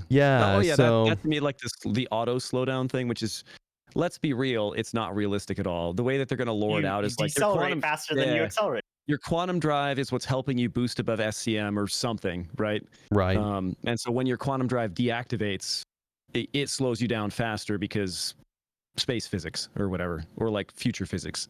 You know? I'm not saying that that's how they're going to do it, but that's how my brain thinks. Oh, they could explain it that way. But I'd like it to just make more sense, where it's like you boost using your thrusters up to a maximum speed of say 500 or 600 tops, and then if you want to go into nav mode, that's where your quantum drive gets involved. Yes. You know. So I guess like for me, master modes will be a miss if it removes combat geometry from 1v1s. If you can not push people and get around people, people call it jousting, but it's not jousting. What I'm talking about is you do a dance with someone where you're like wrapping around each other and trying to get an angle on someone. That's the combat I dream about in this game. And you can do that right now. It's just hard to do because people are going full speed, backstrafe, Hornet, 1337 and F8C, right? It's hard to do, but you can do it right now. So if that gets taken away, that's going to be a bit of a bummer. But aside from that, I think master mode's a good step. What'd you think, Church, about, and I'll let you go after this, is the precision mode, because that's part of master modes. Do you like it? I think it seems good. I think it definitely will help turret gameplay a lot. Yeah. I hope it's... Part of me only wants it on turrets. Ion and stuff like that. Yeah, in the Ion too as well. Ion could have it. An actual big sniper. Ships. I will let everyone know, including yourself, that Yogi did confirm on Spectrum that the bigger your gun, the longer the range it will have. So a size 5 gun is going to have a lot, like it's going to go 5K. A size 1 gun would go 1K. That's not the real numbers. Yeah, it's like upwards of like 10 or 20K. It might be 10 or 20. Yeah, I just don't know. So I'm just making up numbers. But it's going to be significantly different. What's up? You brought up the problems with like revamping all of the ships. Like, do you think that they should continue releasing new ships before they've got a finalized flight model, or do you think that tough question, man, worth it for them? I mean, obviously, like they have to have income, right? Like they're still selling ships, and new ships sell great, like the F8.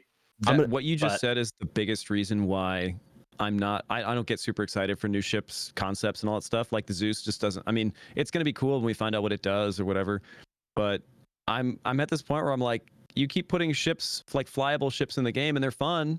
There's nothing wrong with that, but you're gonna have to. You just added another task. You just added another ship that you're gonna have to build for master modes. You know, it's true. It's true. It seems like, especially with the F8, like they just kind of they don't care about the balance, right? Because they're like, oh, we're just gonna, the whole flight model is getting redone anyway. So it's just in the meantime, there's this weird I'll give you a quick problem, and I'll give you a quick answer because we got other callers, but I think that totally fair question. I think that they have to, right?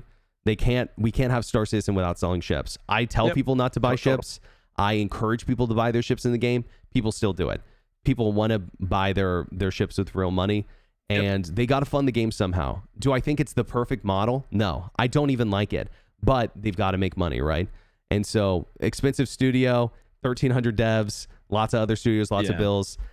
They've got to make more money, and they're going to have to make that money every year, right? And it's like, I can understand that they do it while still being frustrated by it, Yeah. Like I get it, but at the same time, totally. I understand. Yeah. But I do think they like building the ships. I think they have fun with it. So it's a loaded question. In a perfect world, they wouldn't sell ships. They would only focus on the backlog and stuff, and then they'd sell ships, but it's not possible currently, right? Yeah. So to touch on master modes, I did catch Yogi told somebody, he was like, we know it's not perfect, we're going to still iterate on it. So what you see from master modes in the Gladius right now, when you go into like Arena Commander and you play with it, I think they know that it's not where they want it to be yet. So I hope. Oh, totally. And I mean, they there's can't. some changes coming. They definitely can't finalize it without, at least Having more a handful of ships Yeah. across different sizes and roles. Like, Yeah. Totally. All right, dude. Well, thanks for having joining me on. Yeah. Appreciate Absolutely, you, man. Church. Thanks for being the first guest ever. Yep. Thanks for having me. Later, bro. Okay. All right. Val, what's up, dude? What's up, Val? What is up? What's up, guys? Okay. Hey.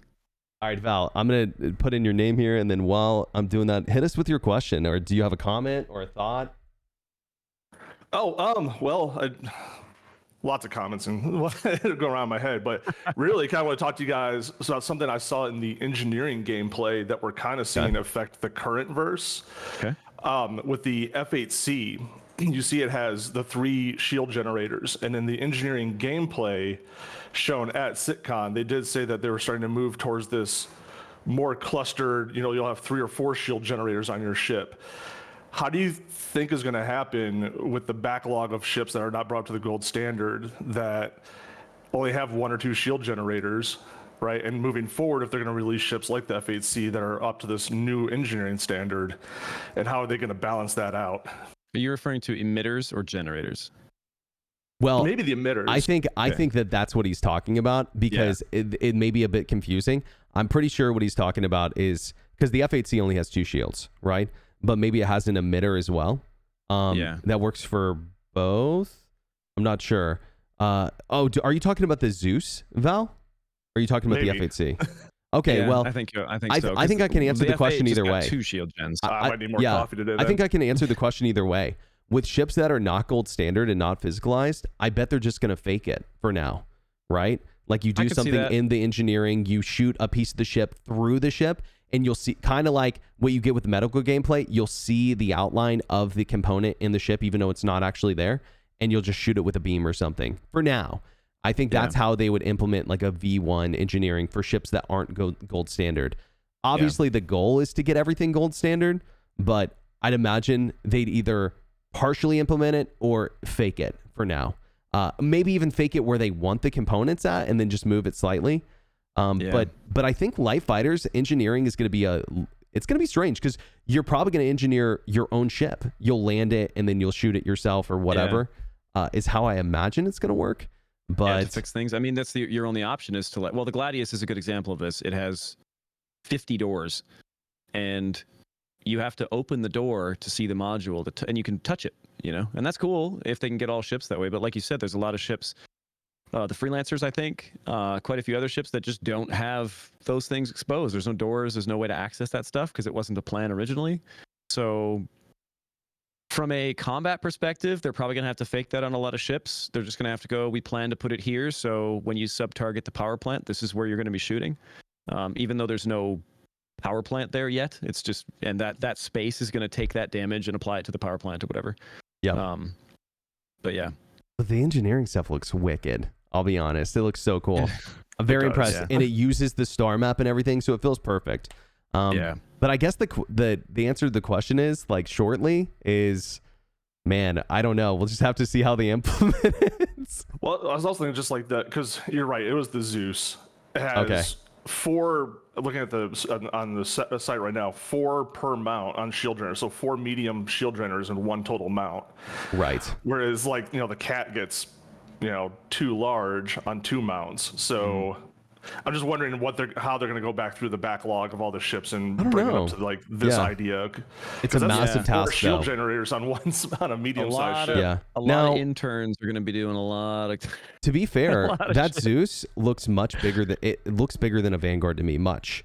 And so I'm imagining its cross section is probably going to balance out the fact that it has so many shields. It's it's big and flat. It's big and flat. Yeah. I don't think that it's going to be like... Its frontal profile is pretty thin, but I mean, Yeah. It's got a lot of coverage. It has to cover a lot of area. It looks like a mini... it looks like a mini Anaconda is what it looks like. A little bit. I was thinking Fer-de-Lance from Elite Dangerous. Fer-de-Lance a little bit. Yeah, Fer-de-Lance a little bit. So a bit of a different shape, but yeah. Cool. Val, you got anything else? Well, that was it, guys. You know, normally I like to talk economy because that's what I do, but I figured I'd try to change it up It's today. good Well, chat. also, thanks for bringing dude, it up. we didn't get economy talk at CitizenCon, only a little bit. So hopefully Yeah, next not year, much. though. Hopefully next year. Hopefully. All right, thanks, Cool. guys. Awesome work you guys do. Yeah, Thank you. appreciate you, dude. Thank you, man. Peace. Okay. Up next, ladies and gentlemen, we have the Q. The Q. What's Q? up, dude? How you doing, man? Hey, what's going on, guys? There he is. So I'm CIG. here with Pigtails Pigtails. and said, I really would like to spend my day with two handsome pilots. Luckily, you guys are on today. So No, I'm pretty sure that Splen and Noodle are both live right now, so you should. Oh, Two wow. handsome pilots. True. Here's what let's start this with. Let's assume the servers are working healthy and solid. What did you guys think of when I think his name is Diego? Yeah, Diego Martini came on and he was talking about the AI for the ship combat, and then he asked Yogi, who, as we all know, is a fairly good pilot. And he said, well, what did you think about that? And he first said it was humbling, and then he stood back up and said, actually, it was much more humiliating. That gave me a lot of hope for potential security efforts in the future. What do you guys think? Yeah, totally. I mean, Q, I know we've personally had conversations about this, is like my hope is that it's two-sided. That you go to security posts in the future, you go to high-sec systems in the future, and when you commit a crime, you are immediately pressed by security, and they're tough to beat. They're hard. They're not impossible to beat, but they are tough. I think in like Elite, EVE Online, you literally can't beat them, right? They're impossible to beat, the space police. But damn near, yeah. In Star Citizen, I would like to see them beatable, just extremely tough. Well, see, that's the difference. I see someone in there saying they can make AI aimbots, and that was Diego's whole point. Is he didn't make them aimbots. He's using the physics and everything within the game. The ship can be destroyed, but their combat maneuvering abilities are so advanced and so perfect that, or they can dial it. You know, right? They can dial it in to be harder or less hard depending on where you are. And I really hope they dial that security level up to a 9. You know what I'm saying? Yeah, absolutely. And the other side of that is like. Oh, sorry, go ahead. Oh, I was just going to say, and I think that can kind of bleed over into the base building as well. Sure. I think if the security is good at, security posts, then, when you're building a base and it's, you pay your taxes and all that stuff and get like the super awesome, security defense, that'll be a lot better than, bunker turrets manned by stormtroopers. Yeah, absolutely. No, and that's what we want to see, right? Like the same as like in the future, one day, right? This is far out still, but going to a Vandal system, I would like to see those NPCs be extremely strong. And so I think having some sort of scalability in the game makes so much sense. And so coming across a Vandal I'm excited. Should be scary. Yeah, I'm excited for that. Agree. I want to get beat by AI as a good pilot. Joke. I want to be beat by them. And of course, like everything can be mastered. There's going to be people who don't lose to AI ever because they're like really good. But if you ever stumble upon like a fully crewed A2 or a fully crewed Hammerhead as like an arrow, and like they're like sweat should start in your palms, right? You know what I'm saying? You should be like, oh, you get nervous. Man, I might lose my stuff here. Yeah. There should be moments where you're like, I cannot take this fight. I have to leave. And I've never had that moment with AI yet. I've never been like, I can't take this fight. I have to leave.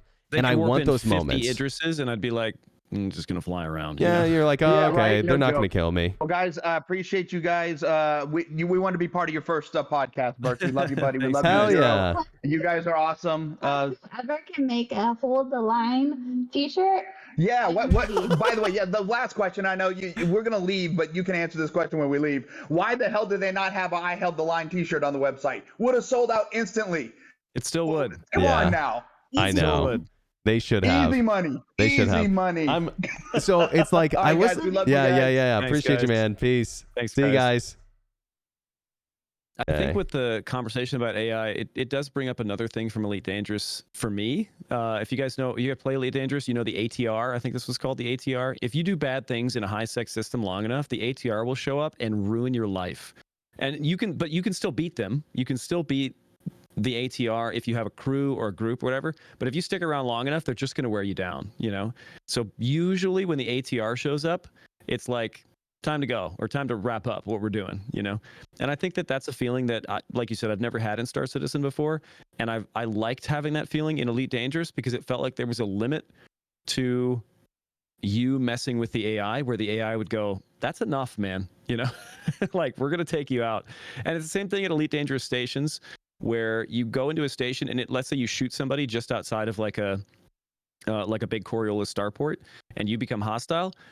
When they shoot at you, it's like cannons that will destroy your shield. I mean, it's these huge, like Idris cannons, and they're accurate, and they have laser, like they have what's the word? Beam That would weapons, be really cool. like beam, you know.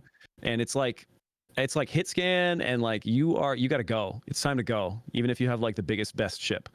You know, so things like that in Star Citizen would be really cool, and I think they could then scale that with, like, it's a high sec system, so that'll happen fast, really fast, and then it's like a medium sec system where it's like, okay, we might get like the Star Citizen ATR involved after a little while if you stick around, your notoriety goes high enough, and then like a low sec system, it's like you don't get the ATR here, you get regular old security guys in busted ships, you know. And then nullsec, obviously, you know, it's going to take an active, the UEE Navy, and you doing something really big to get them to get involved. Yeah, or like you piss off the wrong Ninetales gang or whatever's out there, Fire Rats or Rough and Ready, whatever they are, right? Yeah. So, yo, Jensen, thanks for joining us, dude. Hey, Jensen. Hello, guys. Hello. Yeah. Nice Welcome, to be man. here. First podcast. Hell yeah. Well, dude, yeah. You got a question? You got a statement? Yeah. One big question that like overshadows all of this, basically, for me, is the desync. Like, we can test so much like stuff with FPS, but when the desync is not like up to par, like I feel testing these FPS stuff, it's really gonna like feel different, you know. So it's like, yeah. What's the question? Are you saying like you're worried that all the new features they're adding are going to... So my question is basically, it's a good question. like, when do you think they will address that? Or when are we going to see addressed? Will this be in server meshing? But I heard server meshing is quite a bit away. So, like, because we are going to be testing stuff before Squadron 42 goes live, right? And... yeah, I think that the testing will be very different with the desync basically going on.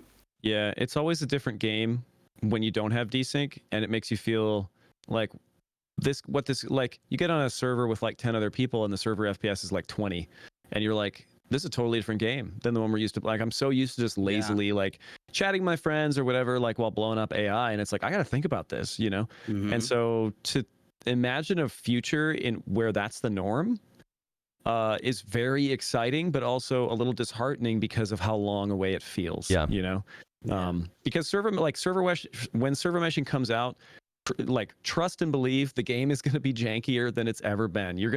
If server meshing, like, you cross servers, like, you know, your head's going to become 3 times the size, or so, you know, crazy stuff's going to happen when server meshing comes out, and they're going to have to figure that out over a period of like, you know, 6 to 12 months probably. You know, where they're pushing updates and, you know, networking updates and server updates and meshing updates to make sure that they work properly. So don't expect the game to work better just because server meshing comes out. It's going to be well after server meshing that things start to smooth. I definitely don't think that server meshing is going to fix every problem.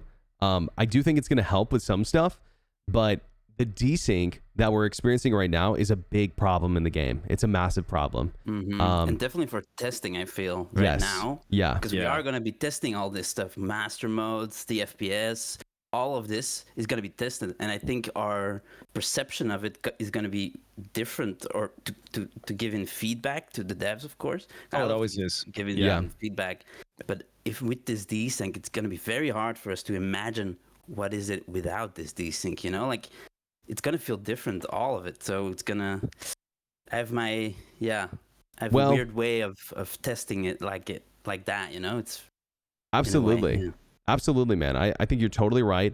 I would even say, like, some people are like, the gunplay sucks in Star Citizen, and I feel like not everyone, but a lot of people say that because of their experience in FPS, not because the gunplay is actually bad. Yeah, not because of the mechanics, but because of the way desync makes the mechanics I think the gunplay's you know? decent, actually. I don't think it's the I best like in any it. Yeah, game I I've like ever it too. played. Absolutely. I don't think it's the best in any game. I do think it needs work. I think it needs adjustment for sure. Some like recoil changes and bullet spray changes, stuff like that. Absolutely.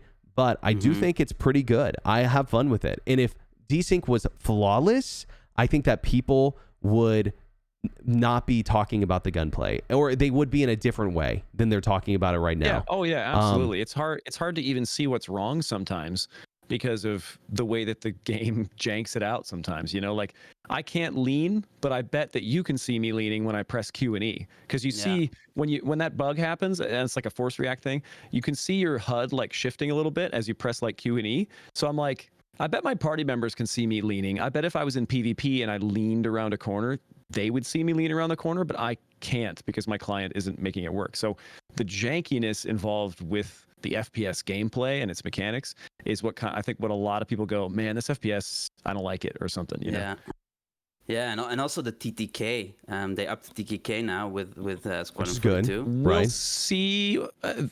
My curiosity with that is when I tested Pyro, I'm like, did they up the TTK a lot so that we would have a better experience and get to explore more? I think the answer is yes, but I also think that they are going to, clearly, right? They are going to increase it, which is a good thing. I just don't know, are they going to increase it by 25%, or is it going to be like the Pyro test where it was like... I got confirmation from the devs that was the intended TTT increase. It wasn't just a temporary thing. I got confirmation. Okay. It was not just a temporary thing. Yeah. Okay. Yeah. That's good. Good to hear. Yeah. Yeah, and it's tied to armors, right? TTK? It hopefully is. Yeah, hopefully I think it'll is. help. They gave you some basic, I think, medium armor. I think it was medium armor, or maybe it was light armor in the squadron, or in the Pyro playtest. And I didn't take any of the armor off, but now that I'm looking back on it, I kind of wish I would have, to see if how much my health pool or TTK changed. I will say, when shooting NPCs, the ones with armor felt like they died a lot slower than the ones without. That's true. Yeah, I will say that. I took that mission and it was a really cool mission. This is all off topic, but where you go to this place where it's just people. It's just a little town of people, and you have to like kill a guy. I couldn't find the guy because the mission bugged out, but whatever. And I did end up getting in a gunfight with everybody. And yeah, you're right. It felt like the guys that had even light armor were several more bullets, Yeah, totally. Good, All right, well, Jensen, hopefully next year, I would love to see a keen, like what am I trying to say? A isolated presentation. You know the word I'm trying to use. A standalone presentation just on FPS improvements next year. Because at the end of the day, Star Citizen is a space sim, but it's also an FPS game. It's also a flight sim. It's everything, right? And so it's a huge part of the game. You're even flying in FPS. Like you're flying as a FPS player flying a ship. So yeah, it's all FPS. Yeah, dedicated presentation is what I would love to see next year. So we'll see. But time will only tell, Jensen. So thanks for being on, dude. Yeah, good chat, man. Thanks for having me, guys. And thanks for everything. And hell yeah. See you guys around. All right, sounds good, bro. Yeah. Okay. All right. We have our last guest on, and then Zero, you're not off the hook yet. I want to ask you one more question when we're done. Okay. He's going to ask me on a date, chat. Just wait. Yo, what's going on? Khan? How you doing, man? How you doing, Khan? So I have a question for both of you. The last two presentations on the second day, when Jared said that you don't want to miss this. So my question is, were you expecting base building, or were you expecting new star systems? I was expecting neither of those things. The only thing that I was really hyped about was Squadron 42 announcement. The rest of it, I was pretty surprised by, to see some of that stuff. Most of the rest of it, I didn't expect to see base building so complete at all. In their presentation, and they even mentioned and above, which implies that maybe we can even build space stations, little ones. But still, how awesome would that there be? Was the official confirmation. Yeah, that would actually be pretty cool. Yeah. They did building confirm your own space stations. Yeah. Apparently, official confirmation that it is. They're talking about space stations. No, I don't think that they have anything solid yet. But yeah, they said that's what they were talking about. Yeah, I did hear rumors from people milling around the con that they were like, I think they're going to announce that they have another system coming soon, right? Man, Like the next system, Nix or something, right? I think that we're not going to get that till after the Pyro playtest, though. Don't you think? Yeah, probably. Yeah. I mean, the day one intro with the orchestra and the lights, and You're right. a lot of people are assuming that those were the star systems, Nyx, Oh yeah. Pyro, Odin, Magnus, or something. Yeah. So that also got me excited. I'm like, okay, last two, we don't want to miss it. Might be new star system, because base building wasn't even in the back of my head that we might get something about base building. Yeah, me neither. He could have been playing see that coy coming at too all. a little bit. Jared could have been playing coy. He tends to meme a little bit. So that could have been it. But also the real thing is just like, who knows, right? Yeah. I think that we probably will get another system at some point soon, but definitely not till we have at least static meshing in, right? So we can like transfer just between the two. So I think static meshing, I think server meshing still a while off. I don't mind that at all. I want them to take their time with it, make sure it's smooth and works great. We saw what happened when they rushed it out the door with like PES, right? Yeah. So we don't want that again. But I don't know, man. If I could get any system next, it'd probably be. I mean, I would choose Odin, but that's just because Odin would be Odin's sick. And Nyx is How a about little. Terra? Yeah. Terra would be pretty nice, because I know they man, that feels started like working so on much Terra, like, work. a while ago. Yeah. As well. High-sec systems feel like so much work though, huh? Because you have to have these big cities and like this established like outposts and stuff. Like they feel like so much cool work. direction But to go we'll see. because they have You're Stanton, right. that's like medium low sec, and then they have Pyro, which is null sec. I feel like the natural progression is like, now I want to see what a high sec system looks like. I mean, I know it's hard, but I still want to see it. I mean, they could make it like the Terra Prime, complete the entire planet like armistice zones. Like you can't even do anything in there. Like that would be an easy thing to do and get the system in PU as well. Boy, that'd be screenshot simulator, wouldn't it? Can't even fire your guns. I mean, yeah, basically, yeah. Yeah. Yeah. So, my other thing. Okay. Your guys' opinion. Like, I'm someone who backed Squadron 42 originally because, like, I love the visual trailer, and I backed in 2021. So, having Squadron 42 feature complete, and it's like Game Awards coming in December. How likely do you think they might drop a trailer? Because I know someone leaked it actually on Twitter that they were working on another trailer for end of year as well. Game Awards is December 7th, basically end of year. So you guys might expect a pre-order because it gets a lot of eyes on the internet. I would imagine we're not going to get a trailer or pre-order until they have a date ready.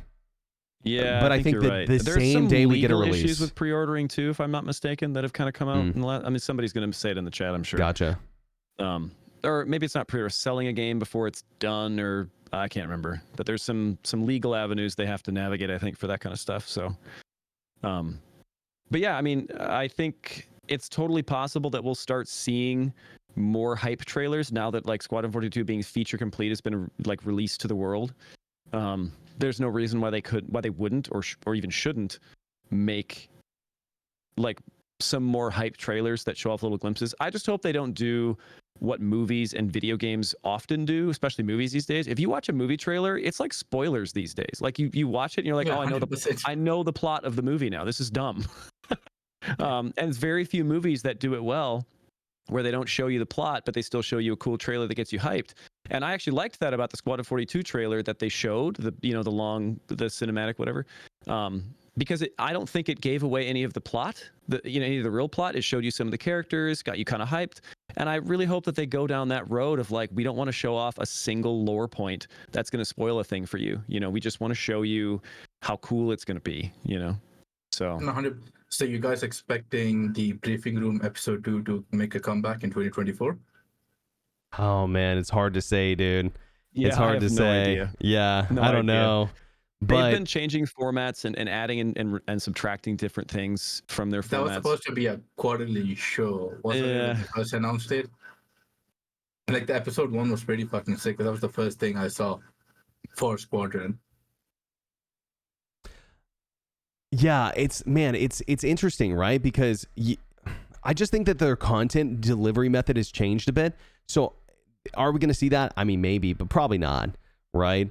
We'll see though. We'll probably get some sort of like deep dive into Squadron after it's done. They'll talk about the process of making it, and Chris will probably, make that into its own separate story, because if they release it and it's really, really good, which I think we're all hoping that's the case now. Not that anyone was hoping it was bad before, but everyone's hyped for it is what I'm saying. I think people are going to want to see the ins and outs of how Squadron was made, what was going on in the back end, the stress they were feeling, that kind of stuff. Behind the scenes. Very few behind the scenes for the last 6 years, you know? Sorry to interrupt, by the way. I just realized that I was doing that mid-sentence. You're okay. But that's kind of something that I've mentioned too, is like we do get like the monthly reports and stuff like that show off kind of what they've been working on. But it would be really cool to see visually behind the scenes, you know?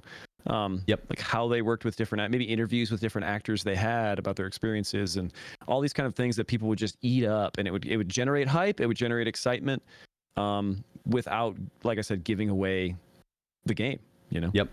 Absolutely. 100%, yeah. Cool. Well, dude, thanks for coming on. We appreciate Thank you. you, Con. No, thanks for having me. Yeah. Great Awesome. Good questions, dude. All right. See you next time. Cool. All right, Zero State. Well, I'm feeling pretty good. We got 10 minutes left on the podcast. I'm ready. So here's my final question to you. Here's my final question. I can't tell if this is going to be a meme. No. It's a good one. It's a good one. Okay. And, you guys in chat, I want you guys to answer this as well. Is now that we've seen everything that they're potentially going to promise for next year, what do you think, if they are somehow, with some miracle, able to provide 100% of what they promised? Let's just say base buildings, server meshing, everything, 100% finished, 100% done. What would be the thing that you didn't see this year you would like to see at next CitizenCon? How they are going to build lots of systems quickly. If their plan, Good which answer. I assume it still is to build 120, 125 systems, what is the engine, for lack of a better word, that they are building to be able to create systems quickly where they can populate those systems, polish those systems, test those systems, make them function, and then get them in the game? Because if you do the math on how fast they've been creating systems, we get, I'm just going to check my watch here, one system every 10 years so far. So how are they going to start making 5 systems a year? How are they going to start making 20 systems a year if that's what they plan to do? And I know, Berks, you've talked about this, where you'd be cool if they had 3 to 5 systems or less and released the game. Absolutely. And I think it would work. I think it'd be totally be doable. But there's a lot of people that are like, I really do want those 120 systems. I want to be able to go out and explore and, see things. And it's like, how is CIG going to build a system that makes an engine or a program or whatever that builds interesting systems quickly? I'd love to see that at the next CitizenCon, if that's the avenue they're going. That'd be great. Absolutely. I think for me, it's a lot of people are saying economy. Some people are saying, like they want to see like fauna or like, aliens or whatever. They're going to use Canadians. They get it done. Okay. All right. I think that quality of life is a big request from people too, like stability. I would like to see that as well. I think that the two things that I feel like are missing from the game to feel finished after we saw what we saw this weekend are economy and reputation. And those two things tie bigly into one thing. Bigly's not a word. They tie very big into one thing. Is they tie into progression, right? And if we want Star Citizen to be a 10-year game, well, not 10 years to make, 10 years to play, guys. If we want it to be a game that we're going to be playing for a long time, what we need desperately is progression. And they talked about this weekend. They talked about rare loots. Long-term reason to stay. Yeah, they talked about rare loots. They talked about crafting ships in games. They talked about, blueprints and stuff like that. And part of the progression working up to long-term gameplay, it really feels like it could be coming together. But I would like to see those two things in depth of like, maybe you get better prices on places, you get new missions based on stuff. And they talked about that a little bit in the missions panel, but progression is what I want to see the most, and then stability. I think we'll, probably see more than that, but those are the two things that I would want to see in after we get the things that we saw this weekend. Yeah. I mean, that's like the ability to have meaning to your character. I mean, a lot of people don't even make their character because it's like, I mean, whatever, I'm just going to play the video game until the next time they wipe, and then I have to make a character again, right? They don't care. And it's like, how do you make a player care about those things? How do you make a player care about the story that they are telling in a quote unquote MMO. And it's like you do that. I think you do that via reputation, via special items, via things that they are proud they achieved. You know, I think a great example of this is like the CDF with the Xenothreat stuff, where you get that special armor for participating. I think a lot of people really enjoyed that, and it's a little gamey, right? You play the game and then they just give it to you on your account. But it's like I assume the plan for that in the future is to create situations where that stuff happens a little bit more naturally. You know, you go do a special set of missions, you get to a maximum reputation with a certain group, and that group says, "Hey, man, in the back room, you have access to the backroom shops now. Like you can go, you know, buy a grenade launcher or whatever it might be. You know, some special thing." I'd really like some stuff like that. Yeah, but and the pride that would instill in players who worked really hard to get that is what makes it an MMO. And I think that we're just mega speculate. We're bigly speculating at this point, but no, I think this is all stuff that makes the game that we want the game. But yeah, I don't know about you guys, and this will be the last thing I say before we close out. And tell me if you agree, Zero, is what I saw this last weekend felt like worth the wait for 10 years. It felt like worth the wait. If they deliver, balls in their court, if they deliver, felt like worth the wait. So I think if they deliver and then they can apply, one thing that I've been concerned with for a while is it's hard with a game this big to keep it inside your own like scope of making it all work, you know. And the more you add, the more stuff breaks every patch, the more you have to fix every patch, the more people you want to hire to fix those things, you know. And so with people coming back to the PU, that's pretty exciting. We have confirmation that they are putting more horsepower into the PU. That really bodes well for patches being more polished and more things being added per patch, and polishing those things and making them work and fixing some of the old bugs that maybe we've had for a couple of years, that those teams that might be more related to those bugs were on Squadron 42 and couldn't really push their time to those issues that we've been seeing. And you know, having those people back on the PU is pretty exciting, you know, or at least partially back on the PU for now. But it's pretty cool. Hopefully they can keep it within their scope, and as they add more, they can, you know, they have the horsepower to kind of keep it all smooth and keep adding those important things, you know. Cool. Yeah, well, I mean, dude, I think we're pretty much on the same page. Great podcast, dude. Thanks so much for joining me for the first one. Anytime, dude. Anytime. This was fun. Yeah, it was a lot of fun. It was a lot of fun. Dude, it was actually, you know what was probably my favorite part about the podcast was getting to hear from you guys. Because, like, I get to talk to chat, but I don't typically get to talk to chat. You know what I mean? Yeah. And it's not like really I can be like, hey, guys, come in this 500-man Discord. We're all going to hang out in the same voice chat. It's not going to work.